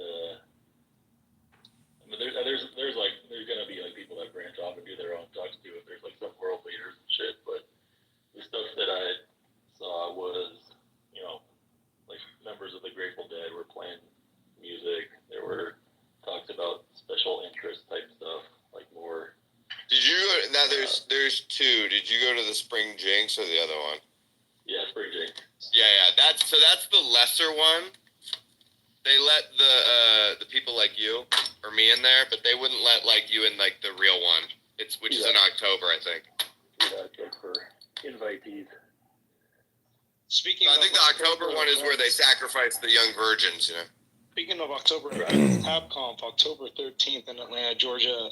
You don't have to. Oh, he never stops selling. He never stops, ladies and gentlemen. The hardest working man in Bitcoin tech. Yeah, I like it. My friend that's spying on us right now, he's listening, and he says Moloch's in the Hebrew Bible. So it's a Jewish thing. Jews were involved somehow. Bro, I woke up to all these texts of people being like, Bitcoin's taking a run at 100K. And then I got up and it was like 98, and I was like, you fucking liars. Fuck you. How was the pie hodl? Don't tell me it was gross. Don't tell me it's taking a run unless we're at 99 and some shit. Okay? 99.9. Taking a run on 98, 200. I don't want to hear we're at like 99.5. Fuck that, man. 99.9. Dude, the turkey fucking came out amazing. Amazing. I put a little too much seasoning on the outside, so it was a little more blackened than I would like. So for like pictures, it didn't look as good as you would want it to. But the taste was fucking amazing. It was so good. Like, oh my god, just excellent, dude. I'm gonna do that every year in Tallow from now on.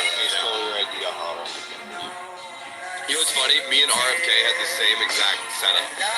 I bought that same tallow. I bought that same thing off Amazon, the turkey cooker. But we had the same setup. But yeah, dude, the tallow fried turkey was fucking good. And like the little girls who like normally we can't get them to eat shit like turkey or whatever, they all like gobbled it up, pun intended. Yo, what kind of tallow though? Just regular tallow. Please don't scroll. Beef tallow. Alright. Yeah. No Wagyu with the fuck hodl. Alright, next No, year. I didn't do. Listen, hey, maybe if Bitcoin moves in order of magnitude, we'll do Wagyu beef tallow. But for right now, regular beef tallow is fine. Yeah, dude, Wagyu beef tallow would cost me like $1,000. Like this, as it was, it cost me like $300 for the proper amount of tallow. Please don't scroll. Please don't scroll. I'm just trying to. Wait, what? Please don't scroll. It was good though. It was really good. Really fucking tasty.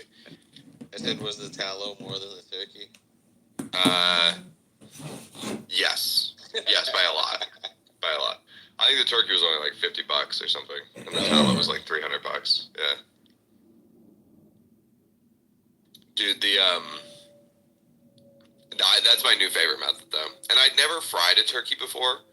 It comes out perfect when you fry a turkey. Like if you just do it for the right amount of minutes at the right temp, it's like perfect. The only thing I fucked up on was I used too much seasoning. That was my bad. Next year I'm gonna go light on seasoning, or maybe none at all. What seasoning? It's kind of like a good kind of terse, because it's just on the outside, right? It's just the skin that has the seasoning. Yeah. I did like a Cajun style recipe, which was really tasty. It just didn't come out with that picture I was looking for, you know. Get Brittany from Fiverr to doctor up the photos and post. Yeah, I could do that.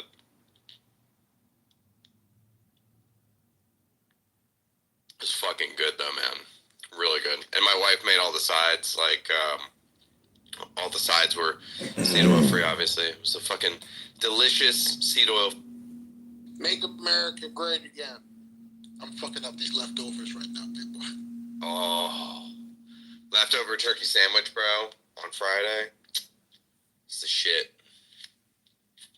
When I was a kid, we used to go to my grandparents, and they lived in the Midwest, and it would be freezing cold, you know. And so we would take all the leftovers and just stick them in the garage. And my grandfather would just like put them on his like workbench. So we would like go out to like fucking make like some turkey leftovers, and it'd just be like the turkey would be sitting right next to some like fucking Pennzoil motor oil shit, and you'd be like, all right, I'm gonna eat this anyway, like fucking whatever. It was good times, man. And then the other move we did was we put all the booze in a snowbank, and then when you wanted booze, like other family members would be like, I'm going to the bank, and people would be like, you making a deposit or a withdrawal? And then be like, withdraw, and be like, oh, can you get me to like Goose Islands or whatever? Thank you. It's good times.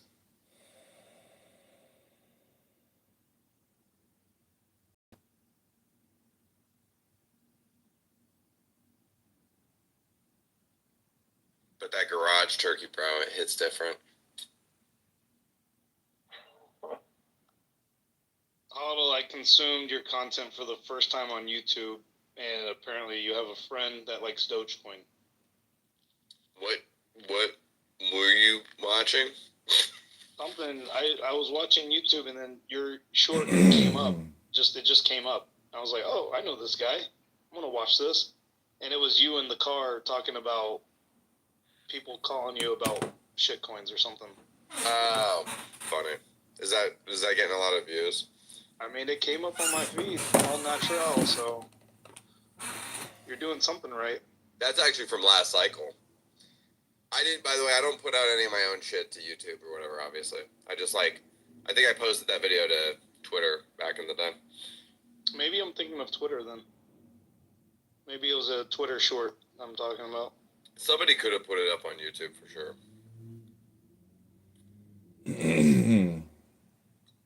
There's a couple of vids of me floating around that people like to repost. There's like the one where I'm screaming over the price chart. There's the one where I'm in the car. There's the one where I'm on Peter McCormick's show.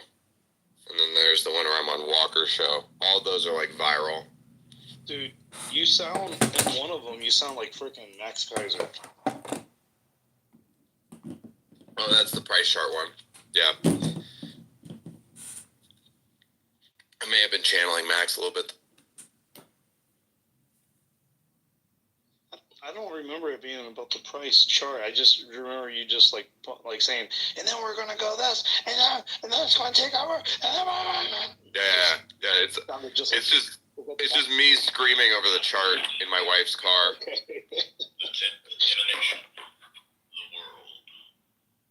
By the way, you know what's funny? That one got reposted on a bunch of Instagram pages lately, and it has like a lot of views, like on Instagram, weirdly. And a bunch of people were commenting, being like, "Yo, This dude was right. He was right. It's so funny. That is legit. I'm not gonna lie. My favorite piece of Bitcoin content ever. Nothing is more retarded and logical all at the same time. Exactly. That's the special nature of Bitcoin content. You can do an updated version. Going to 7 figures. 7 figures. Like the director's cut. Oh, well, I was updating the meme that already existed with the dude where he goes, this one time Bitcoin went to $20 and then it crashed, and then this one time it went to here and then it crashed. Like basically my version is an updated version of that meme. So maybe somebody else will do the next meme,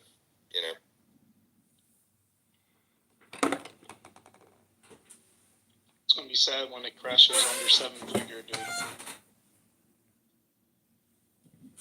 Yeah, I know. Bitcoin's gonna go from $1 million to fucking 200K, and we're gonna be like fucking crying, just like in pain, I think it's inevitable. We're just going to be pricing. People are going to be talking about sats. I think it's like the inevitability of the next generation of Bitcoiners. Like in terms of, we're talking about full Bitcoins and half Bitcoin, whatever, millions of Bitcoins. It's just going to be, or millions of sats. A stock split. It's just going to be like a million sats, is going to be like the new cool kind of idea. Yeah, when Bitcoin is, whatever. I mean, already now it's out of reach. The average can't get their hands on any Bitcoin. The average person, bro, does not have $98,000 in cash lying around. And if they did, they would spend it on a home down payment instead of Bitcoin,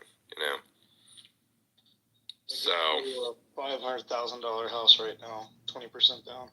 This is why I think there needs to be a Bitcoin layaway program where, like, some company is selling you a full Bitcoin now, but you, like, have to make the payments on it plus interest, but you have the full Bitcoin, Yeah, that's what Bitcoin used to do, all the sitting Bitcoin.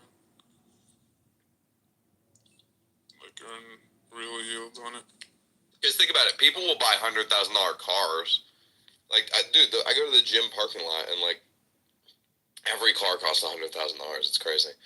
And there's so many. I mean, I'm in a nice area and whatever, but, like, you see $100,000 cars all the time, and people are paying those off over the course of, like, 5 years. So why not do the same thing with a Bitcoin? When would you take ownership of that Bitcoin if you're doing layaway? At the end. So then there's no risk to the lender.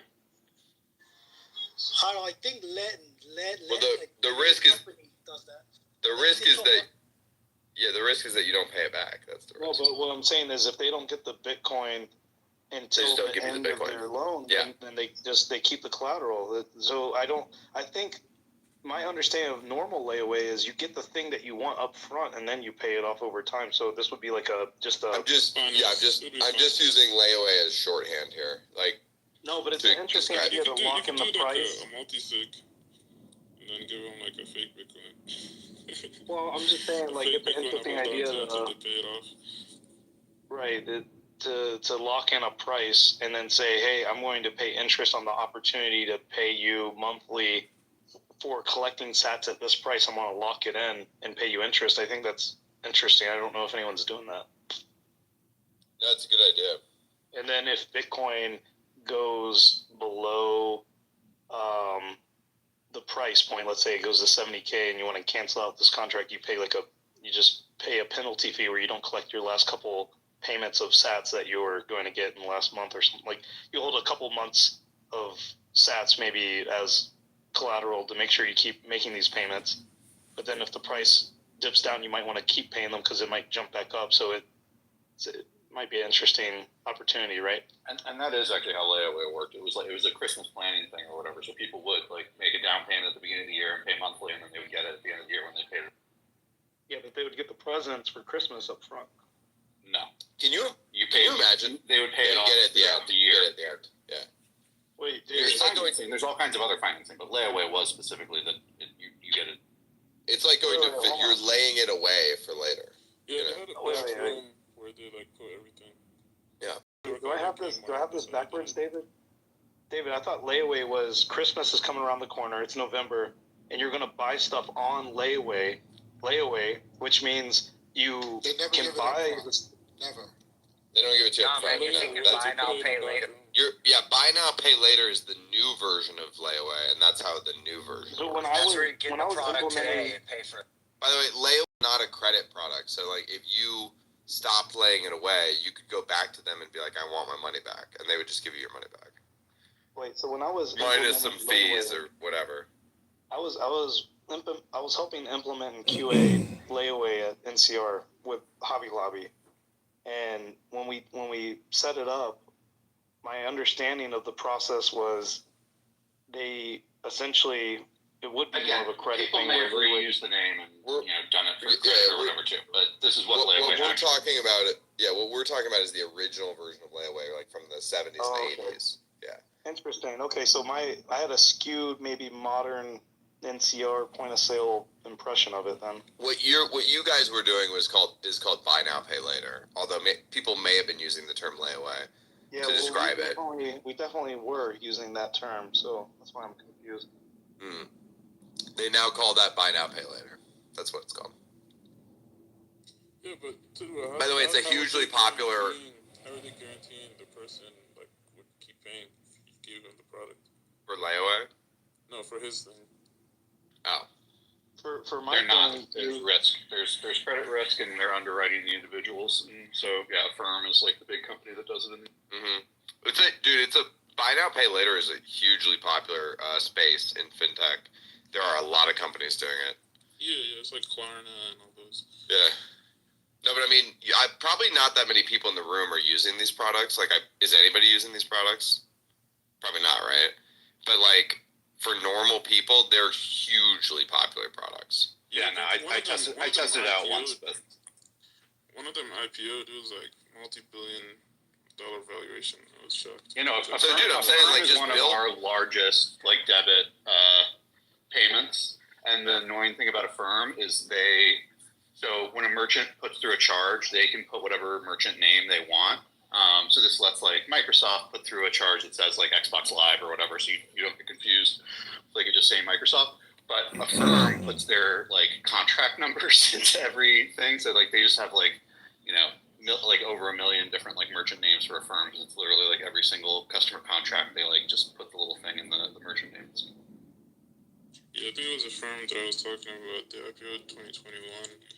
Their market cap right now is like 22 billion. I think they do vacations. It's like a firm, but for vacations. Very popular. I can't remember the name of it. So would there be any, going back to layaway, where you get the item at the end of all your payments, and maybe I'm just an idiot and confused, so ignore what I said earlier, but the idea of doing this with Bitcoin, would you think there would be appetite to do this where you would lock in price points and then still charge zero interest, or do you think you would have it still? Sounds like Bitcoin price lock, my idea in 2022 that Michael tried to. Wait, Michael, the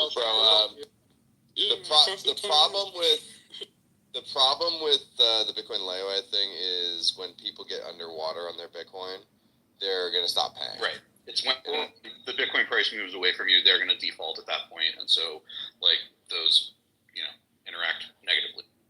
No, but that's positive for that's positive, David, for the person holding the Bitcoin. If they've paid enough that it covers, what the difference is or whatever. But like, if you didn't own the Bitcoin before, right? Like you went out and paid $98,000 today for a Bitcoin. And then someone, made a 20% down payment, and they've paid, but then Bitcoin crashes 50%. You paid $98K, you've got a $47K Bitcoin, and you only got, $25K. You gotta collateralize the Bitcoin with their credit. Yeah. Right. Same way. Right. Yeah. No, you'll go after their credit. Yeah. Wait, David, no, I'm saying that the lender would keep the Bitcoin, like a normal layaway, Right. like what we're talking about. Yeah, no, they have the Bitcoin. So I'm just if saying, they but they go have a underwater- $47,000 Bitcoin, and they only got paid $20K from the person. So they spent $98K to now have a $47K Bitcoin and some amount of money. And so they lost money on that at that point. Now, if they hold it forever and the Bitcoin goes back up, then they're okay. Yeah, but if they're doing quarterly reports to investors or whatever, it's going to look like they've just lost a shit. Yeah. Well, what I'm thinking more is you have a 98K Bitcoin price. You lay away a Bitcoin for 100K, and you collect the 2K premium. You lock in your 2K premium. So instead of selling right now, let's say you want to dissolve yourself of a Bitcoin. Instead, you get a 2K premium sell for 100K, and you do this you have a buyer lay away it, and then if they end up going underwater, not being able to, end up buying this Bitcoin from you, you just keep the Bitcoin. Can't you just buy the option? Maybe this is just options. I don't know. Maybe I'm just explaining options with more steps. Like the idea I had was like, for example, this was back when Bitcoin was like 25K.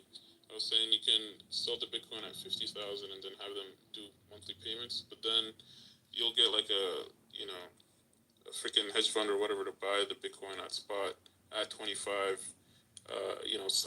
Sell like a 20% guaranteed like profit on it, and then if like the person buying the Bitcoin, you'd have it in a multi-sig and then tie it to their credit, so they're more incentivized to pay. If they don't pay, you can just sell the debt to another company and get some of that money back, and on top of that you still have the Bitcoin. And then you just mark up the Bitcoin over spot, like 20% over spot, 30% over spot.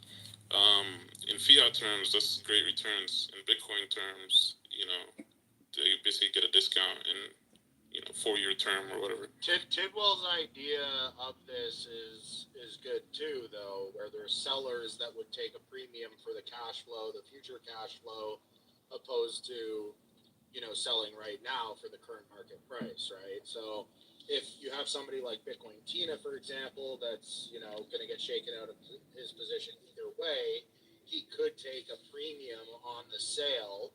Now that premium has to be balanced with the buyer's ability to pay it into the future, the cash flow future, but you're pretty much just arbitraging the buy and the sell. And then you can even arbitrage the credit facilities. You don't actually need to provide credit, so there's no downside risk for you. You can offload that credit to somebody else. You find a bank that's willing to give the person the credit, and if the price does move to the downside, it doesn't affect you negatively at all because you're just arbitraging. Yeah, just middleman it. Yeah, exactly. That's the real play.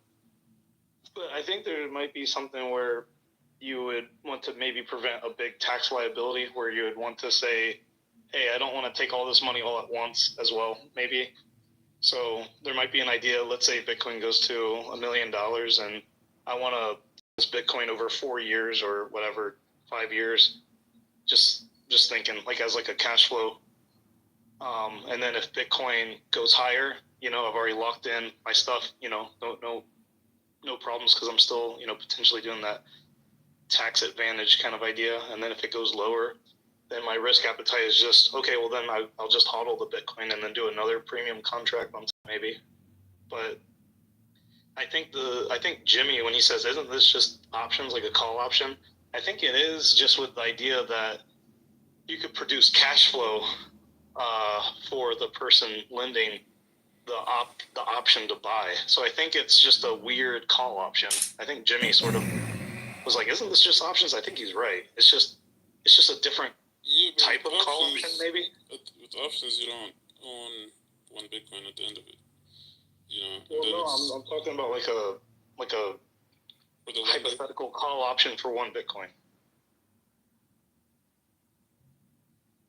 Well, I'm just saying, because Jimmy said, isn't this just options? And I'm just thinking, well, maybe this is just options with more steps and a different way of. Because when let's say you want to buy the option for Bitcoin at a particular price, then you don't have to buy a Bitcoin essentially. Right. But the only difference, Jimmy, that I think is this would be something where instead of the option expiring and then it's like, okay, well now you need to either decide if you're going to buy or sell. You would be vesting and buying this over time, so you would be more incentivized to maybe complete that option at the end if you already have enough equity, unless Bitcoin goes to zero and then you're like, at a fuck, certain point, buy right? Bitcoin. At a certain point. So I guess, would you have to buy like a new option every year, depending on where the market's at? Yeah, options is more complicated because it can move against you. Well, we're talking about mitigating the risk as somebody who's offering this financial product, right? I think that's the way you mitigate the risk, because you mitigate the risk by having a multi-sig, and if they don't pay, you just keep your Bitcoin. No, but you have a huge capital exposure, man. That's ridiculous. You're holding it's back. Multi-sig. No, what are you fucking talking about? These people have to pay you, fam. Okay, and if they don't, what happens? You're holding the bag, my guy. What do you mean? What happens? You go bankrupt, my nigga. You're holding Bitcoin. What are you talking about? What do you mean you think that solves the fucking problem? You're right. Bro, if you hold, like, for example, let's say you have a stack of 1,000 Bitcoin, right? Whatever, Lee, bro. If you, look, listen. If you have a stack of 1,000 Bitcoin, 30% and you're 30% of the offering people this, default, you fucked. That's it. Doesn't matter. No, you keep your Bitcoin and you sell this debt to another company. You profit. Oh both yeah, ways. sell the debt, and now the person. So how much money are you selling the debt for? Doesn't matter. You own the Bitcoin. Oh no. You seem to know how this works. So you think you're selling the debt for equal the debt's value? So look, when somebody defaults, usually somebody's buying that debt for pennies on the fucking dollar in hopes to collect, my nigga. You're fucked, my guy. I'm not talking about fiat. I'm not talking about fiat loans. Yeah, of course, you must talk about fiat because you're getting paid in fiat for this Bitcoin. I'm talking about Bitcoin. If I do a multi-sig for one Bitcoin with somebody you're not. else, Somebody's and paying they don't you in pay, dollars. and in the contract, if they don't pay, I keep my Bitcoin. Lee, think through this. You're getting paid in fiat. There's a fiat price of $90,000 Bitcoin, right? You're now sitting on $90,000 Bitcoin. Bitcoin goes down. Person stops paying. What next? You sell the debt for how much? You keep your Bitcoin. It's a multi-sig. Keep the Bitcoin. So pay for the Bitcoin. What? How do you pay for the Bitcoin? It's not like you had the money yourself. Somebody's backing you. So you must think. It's a different scenario. Me and you are arguing two different scenarios. You must think as a company, right? So look, if let's say Tidwell offers a service, the money for the Bitcoin is not coming from Tidwell's pocket. That's not how it works. In the same way that when a bank issues a loan, it's not coming from the bank. Do you understand that? They're getting a loan for that. They're getting the money from elsewhere. So Tidwell acquires this Bitcoin. Tidwell owes money. And so when you default and he sells this loan. Yeah, we're arguing two different scenarios. The The setup you have is more risk. What I'm saying is in the contract, it's a multi-sig. If the person defaults, it goes like they lose that. It's like basically like a house, right? If the bank owns the house, you stop paying, the house goes back to the bank. Tidwell's talking about the business, right? So the business of it, meaning when Tidwell, before the multi-sig, the money has to come from somewhere to acquire this Bitcoin. Where does it come from? It's not coming from VCs. VCs don't give you enough money to acquire 100,000 Bitcoin. No. That's what I'm saying. You have to find a company that, for example, puts up $10 million, right? And you guarantee them a 20% return. It's a bank, for a very example, large bank. Or not guarantee, but there's many banks. 10 million is nothing. So there's going to be a fairly large bank that gives Tidwell a loan to acquire this Bitcoin. And so there's two loans: Tidwell's loan and the person paying Tidwell to at this layaway whatever thing. So there's two loans. Now the customer defaults. What happens to Tidwell? Nothing. They bought. Hold on, real quick, right? The $10 million, you buy Bitcoin with it for that company. Okay. If the customer defaults, that company still owns that Bitcoin. And they own the debt that customer defaulted on. The company isn't exposed to Bitcoin. See, the bank gave you money to acquire this Bitcoin. No. It's according to the contract. That's what I'm saying. It's according to the contract. So Tidwell owns the Bitcoin. You have to be clear about this, because if Bitcoin goes down to 46,000, his loan is still 90. Yeah. He already bought it at 90. Yeah, so he can't even sell Bitcoin. No, listen, the loan is for like, let's say 10 years, 20 years, 30 years, whatever the hell it is. He's still gonna come back. And even if Bitcoin goes down, it's gonna come back in 4 years. And you think that he can still service the loan while people are defaulting, let's say at a 30% rate? No, my man Tidwell goes bankrupt, my guy. No. That's what I'm saying. He can't lend out more money. He can't lend out more Bitcoin than he has, right? So if he borrows 10 million, he can only buy, let's say, what, $100 million worth of Bitcoin. I understand that. Yeah, he only has 100 Bitcoin. But then he has to service that debt. And so whatever that interest rate is, he has to service that the whole way through. And so there's a point in which too many people default at once. See, the thing about people that do things on layaway is they don't really got money like that, fam. And so if they're paying in pieces, then they're the most customers to when macro events happen. They lose a job. You gotta attach it to the credit. So yeah, you're not gonna you attach it to the credit, my guy. Like one second. You're not gonna approve people that have a fucking like 610 credit score. You only approve people that have like a 700 credit score. Yeah, right? people. So it's less likely for them look at how to default. retarded. You know how small that pool is. So anybody that has the financial, how do I say this? People with more money have better credit. Full stop. On average, people with more money they don't need this service. It's not a. No, they do. I think they do. They'll DCA, son. They don't need this. Bro, it's just like buying a $50,000 car. It's like building a $50,000 car. People with more money would be more likely to DCA themselves to a Bitcoin than use a layaway service and pay interest because that's fucking retarded. That's someone with less money. This product is for this financial product is for people that have less money. Incorrect. Okay, whatever. Okay, cool, sure. Yeah. If they do DCA, for example, if you do DCA for one Bitcoin right now, you basically have to pay like $2,000 a week, and then get it. You don't have to pay $2,000 a week. You can go. No, I'm just saying, like for example, right? And then Bitcoin is like the Bitcoin price is gonna get away from you. It's gonna go up from $2,000 a week to $2,100, $2,300, $2,500. Majority of America can't pay that. You think people with financial acumen, they care about the growth? How is it growing? They don't give a fuck about their unit with how much Bitcoin they have. It's like, hey man, am I growing 20? Am I growing 30%? Then fine. Like it just becomes asinine. Yeah, but that gives the reason for the credit. If you know that the growth to the upside is going to outperform the credit, then it's a good idea. Like taking credit to buy Bitcoin is a very reasonable idea for people with significant amounts of money, especially if they know that servicing it with cash flow is going to be capable in perpetuity. What Lee is saying is if you're trying to get to that same amount and Bitcoin runs away on you, Bitcoin goes to $1 million, you ain't DCAing to one coin anymore if you don't have the ability to do it. But if you took a loan to buy one Bitcoin right now, and you know that you can service that debt, then you know no matter what happens to the price, you're going to be able to end up with the one Bitcoin because that's what the loan amount was for. This is what Michael Saylor is doing, except in a massive scale. That's what converts him, right?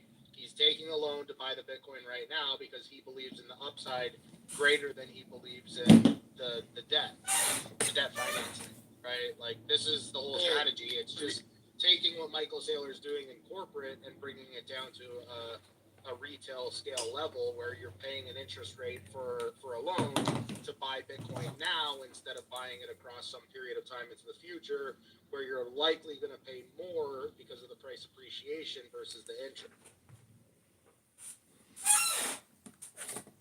Yeah, so basically, you're saying like people are gonna default or whatever. For example, when Bitcoin was at 50,000, it's like the people that are buying Mercedes, if they default, like you still got the Mercedes, you know what I mean? And the same thing at 100,000, you price it according to the people's credit score. Like you're not gonna sell a Mercedes to somebody with a 610 credit score. Lee, it doesn't matter. You arbitrage the credit.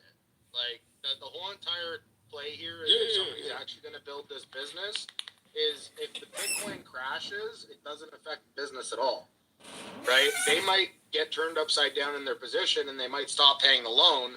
You didn't give them the loan. You arbitrage the loan, right? And you can still maintain custody of the Bitcoin so that if they do get turned upside down and they stop paying it, well, you end up with the Bitcoin.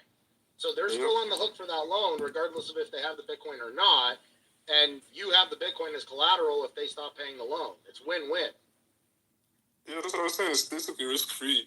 But, I mean, even in the scenario where, like, you got to find another company to, like, you know, put up the money or whatever, like, it's still less risk for you, because according to the contract, if they default on it, you keep whatever Bitcoin that was there and whatever payment they made. You know, you can just do it according to the contract. You just need to underwrite it properly and mitigate your risk by passing off the loan to somebody else. It's basically like giving them a credit card and buying the Bitcoin for them, and you're not the person who they owe the money to. Like, you might service the debt collection and the debt repayments for them, but if you're arbitraging the loan and you're arbitraging the position, like, there is no capital risk there for you. If you can put it up in that nature. I think that this is, you know, pretty straightforward, and it makes absolute sense. And I think that there is a market for it. It's just like, you know, are you going to be able to find those partners that are willing to give loans to people? Are you going to be able to build out the tech of the business? Are you going to be able to build, you know, the marketing out? Like, there's a lot that goes into building a business, and this is one that's like, you know, not just simple. It does require a lot of different moving.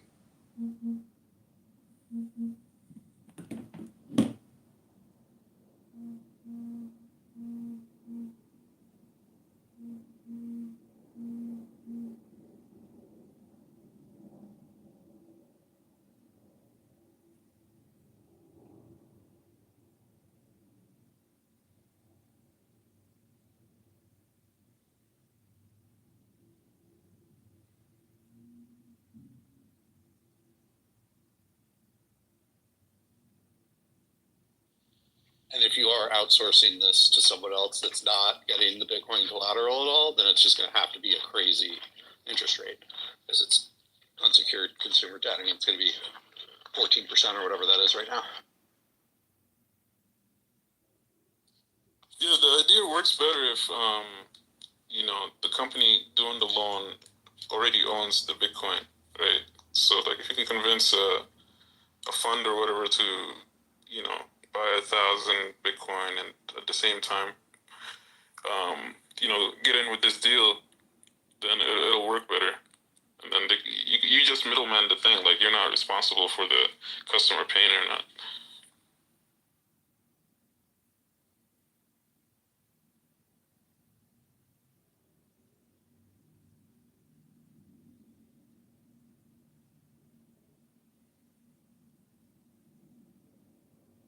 Are you guys talking about collateralized Bitcoin loan? Talk about Bitcoin on layaway.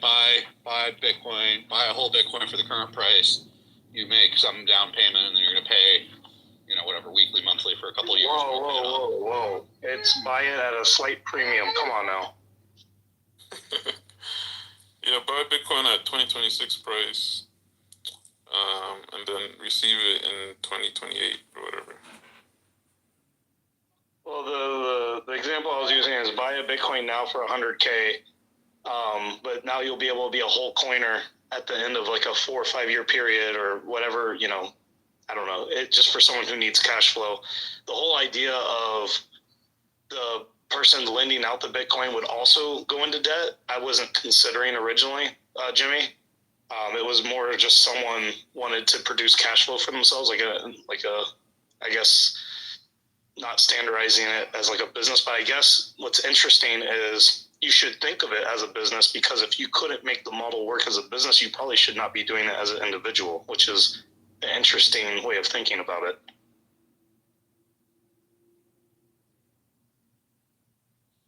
Yeah, if you opened it up, you know, to the public, like, let's say you got 10 Bitcoin and you wanted to earn a yield on one of those 10 Bitcoins. So you get into a multi-sig with somebody else that wants to lock in the price of the Bitcoin. You mark it up at 30%. I think you can do it. Well, I think for small amounts of money, when I say small, I mean like less than $1 million worth of Bitcoin. I think when we're talking about individuals and not like some kind of crazy, tens and hundreds of millions plus kind of, ideas here that people are managing.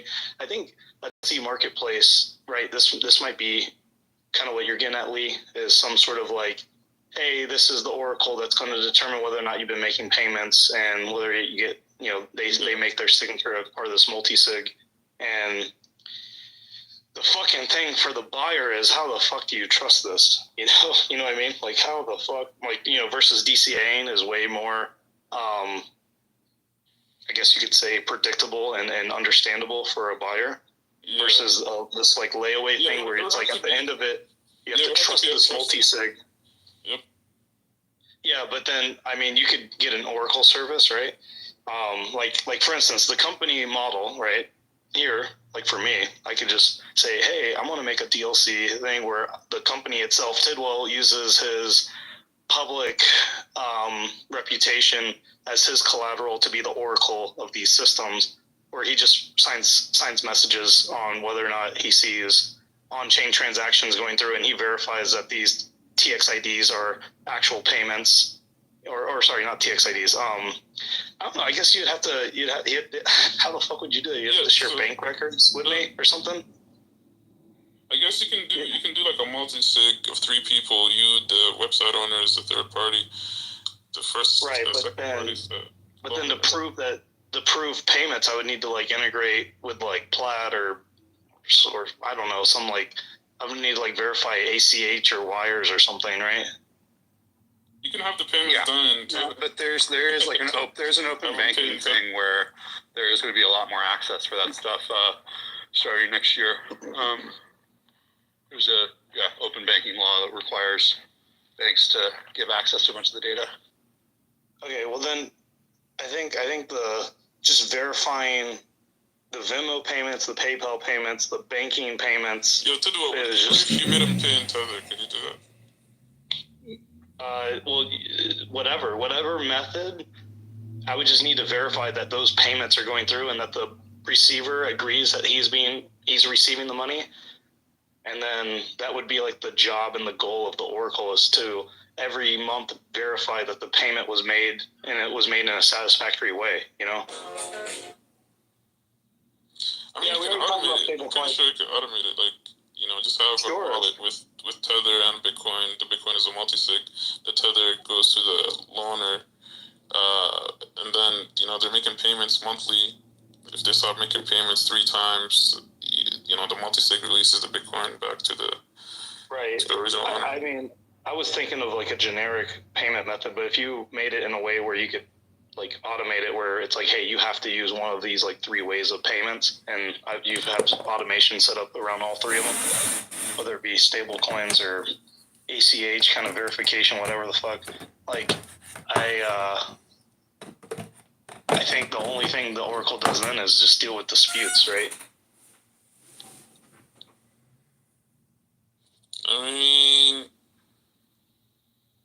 I don't know. What would there be a dispute?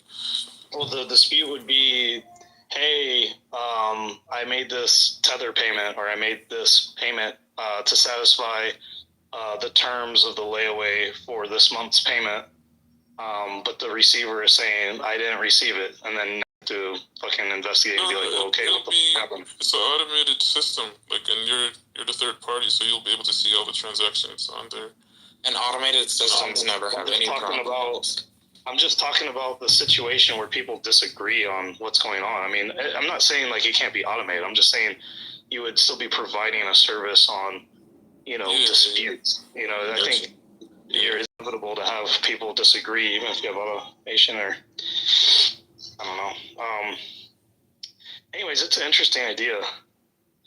It's definitely a distraction from my goal in life, which is to make a Bitcoin video game. But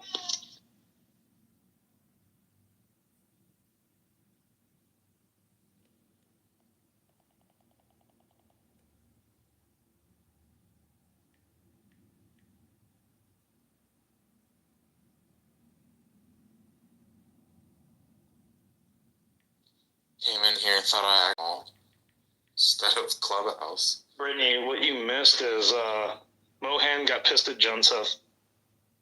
We talked about the Freemasons, and we talked about how, depending on your environment, everyone is equal and precious in God's eyes, according to Jimmy, and everyone was in consensus. And then we talked about an idea of layaway, the meaning of layaway, and layaway Bitcoin ideas. Wow, thank you for that 30-second recap. Sounds like a typical day in Clubhouse. Start with conspiracies and, you know, end up with a religious Or discussion. conspiracies. Andrew, the thing that I wasn't ready for today, that wasn't on my bingo card, was Mohan rage quitting over Joseph. That's always, look, 100% Mohan. That's not atypical, honestly. It's not atypical, exactly. Mohan is the type to take it to the next level. It's just that Joseph is the biggest cunt in all of Clubhouse. And so he's going to rage quit, but he won't rage quit with anyone else. Anyone else? Mohan is definitely tough to argue with. Right, because I know Joseph and Mohan personally, and I consider them both to be pretty thick-skinned. Not trying to make a pun here. No, not Mohan. But, not Mohan. but when I interact with Mohan in person, I feel like he has incredibly thick skin. He's making Mohan's been taking Ozempic, and Joseph has been on some diet Courtney gave. That joke does not apply any longer. So you're saying that Mohan, even in person with your interaction, Jimmy, has not shown to be thick-skinned? No, he hasn't. I'm telling you, he hasn't. I've seen it. So he debates a lot. Fine, but he's not thick. So like there are pressure points for Mohan. Like Lamar hit a pressure point. Remember, like, and then there was like a long time he refused to be in the Robinhood Gold offers one of the highest APYs available. Sign up now and get the first 30 days. I hit a pressure point. Jimmy, is that the same Lamar that I'm thinking of, or is that Lamar Watson? Oh, Big Mar. No, Watson.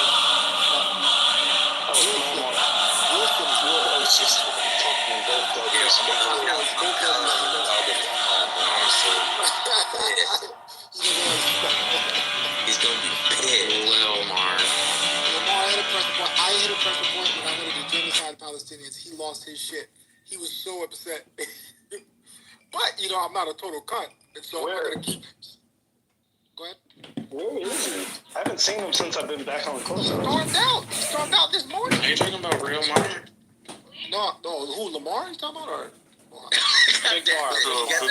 Trying to distinguish Lamar's, and then between the Lamar, you're like Lamar Mohan. No, Jimmy, I'm talking about Lamar Watson. Yeah, he comes in once in a blue. He comes in. Sometimes he comes in and he's quiet. But he came a couple days ago, I think. Jimmy, he got so mad at me once. He just kept telling me to shut the fuck up every single time someone would say anything, and I was on mute for like an hour, and he just kept telling me to shut the fuck up. Does anyone remember that? He was probably drunk. Yeah, but he just kept saying, shut the fuck up. Shut the fuck up, Tidwell. Yeah, he definitely had a couple talk cans in there. Does anyone remember that from like a year ago when he would when I was on mute for like an hour, he thought I kept talking whenever anyone talked? I think you dropped the N-word. Yeah, all bets are off with him when he's drunk, for sure. Well, I think he said you dropped the N-word once, so I think like he's noted that. I'm not even like sure. I think the only thing I can think of, if he's saying that, which I don't remember, is I probably told him, hey, don't call me that, and I said it, but like I said it like in a way where it's like, well, you're calling me this, don't call me that. And that's the only thing I can think of.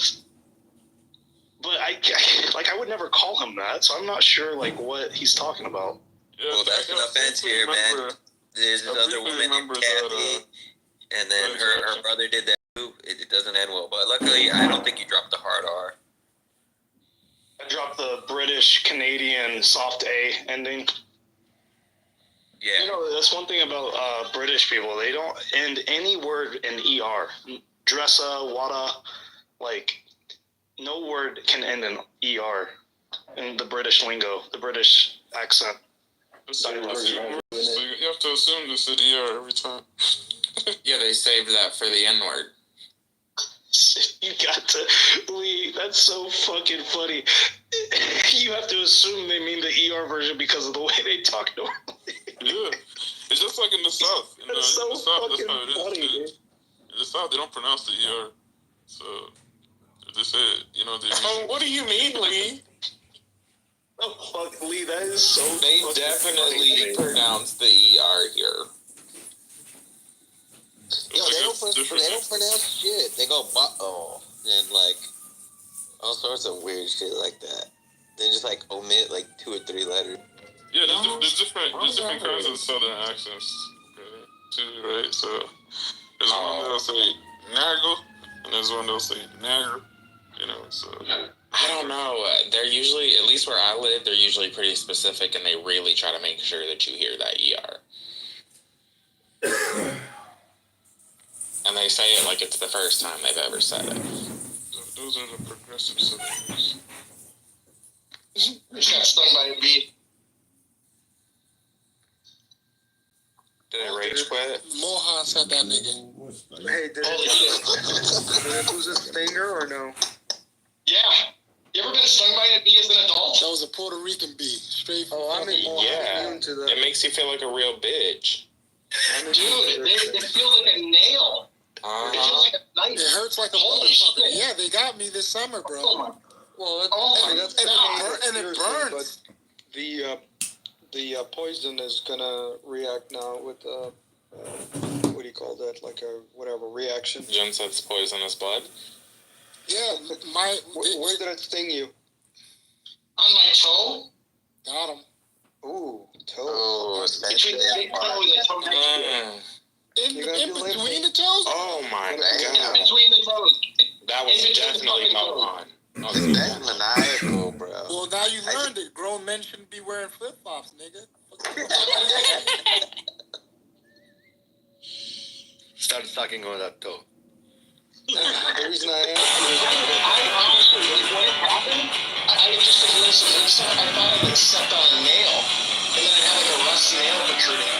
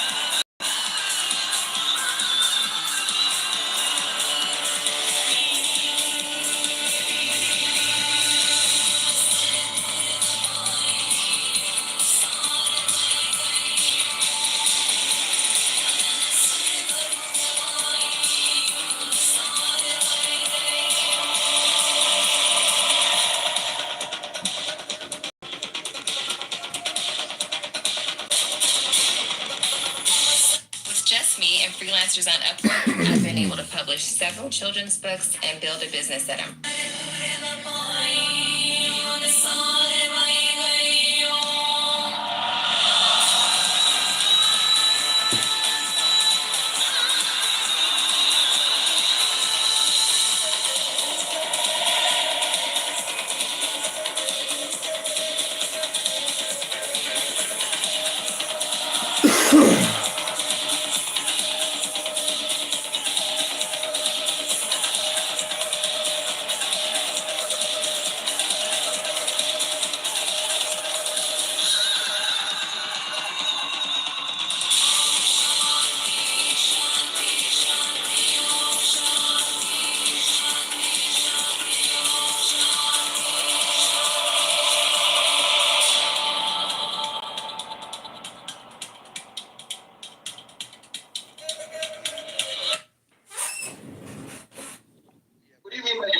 it stings. I don't have a reaction. I've been bitten so much younger. I've developed. I'm telling you, I don't think there's a reaction going on here, other than it hurts like a motherfucker. I was expecting my toe to like balloon. Make sure you pull the stinger out, but of course you should have an allergic reaction. It will balloon. I scraped it off within about 8 seconds of it being there, so I didn't squeeze it. I know how that goes. So John said the secret to feeling better is you have to take a bath in honey and smoke a blunt. Are you ready to do that? What is this smother? Like, my wife just called me and told me to put honey on it. What is that about? I don't know. I just made this up right now. Again. She wants you to get bitten again. That's why. Yeah, John said I just made this up. I don't know if that shit's real.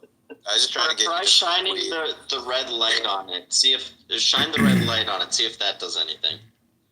I don't have the red light. Put Michael's laser the lamp that you have. and the big Rub a tail light on it. Rub a tail light on it. Get the big lamp, put it on red mode. I did actually use red light. I also got a very similar in-between toe injury, and I had like 3 days of massive swelling. Honestly, what might work the best is if you give everybody in the room $1,000 and God will bless you. Okay, so because they are weak, every time they will have a fight with someone that is stronger, it will not be considered a war, but a genocide of them. No. Okay, so okay. First of all, number one, if Palestine is on the stage. Okay, for example, if a group of 100 people today went to UK and started like massively killing people and bombing people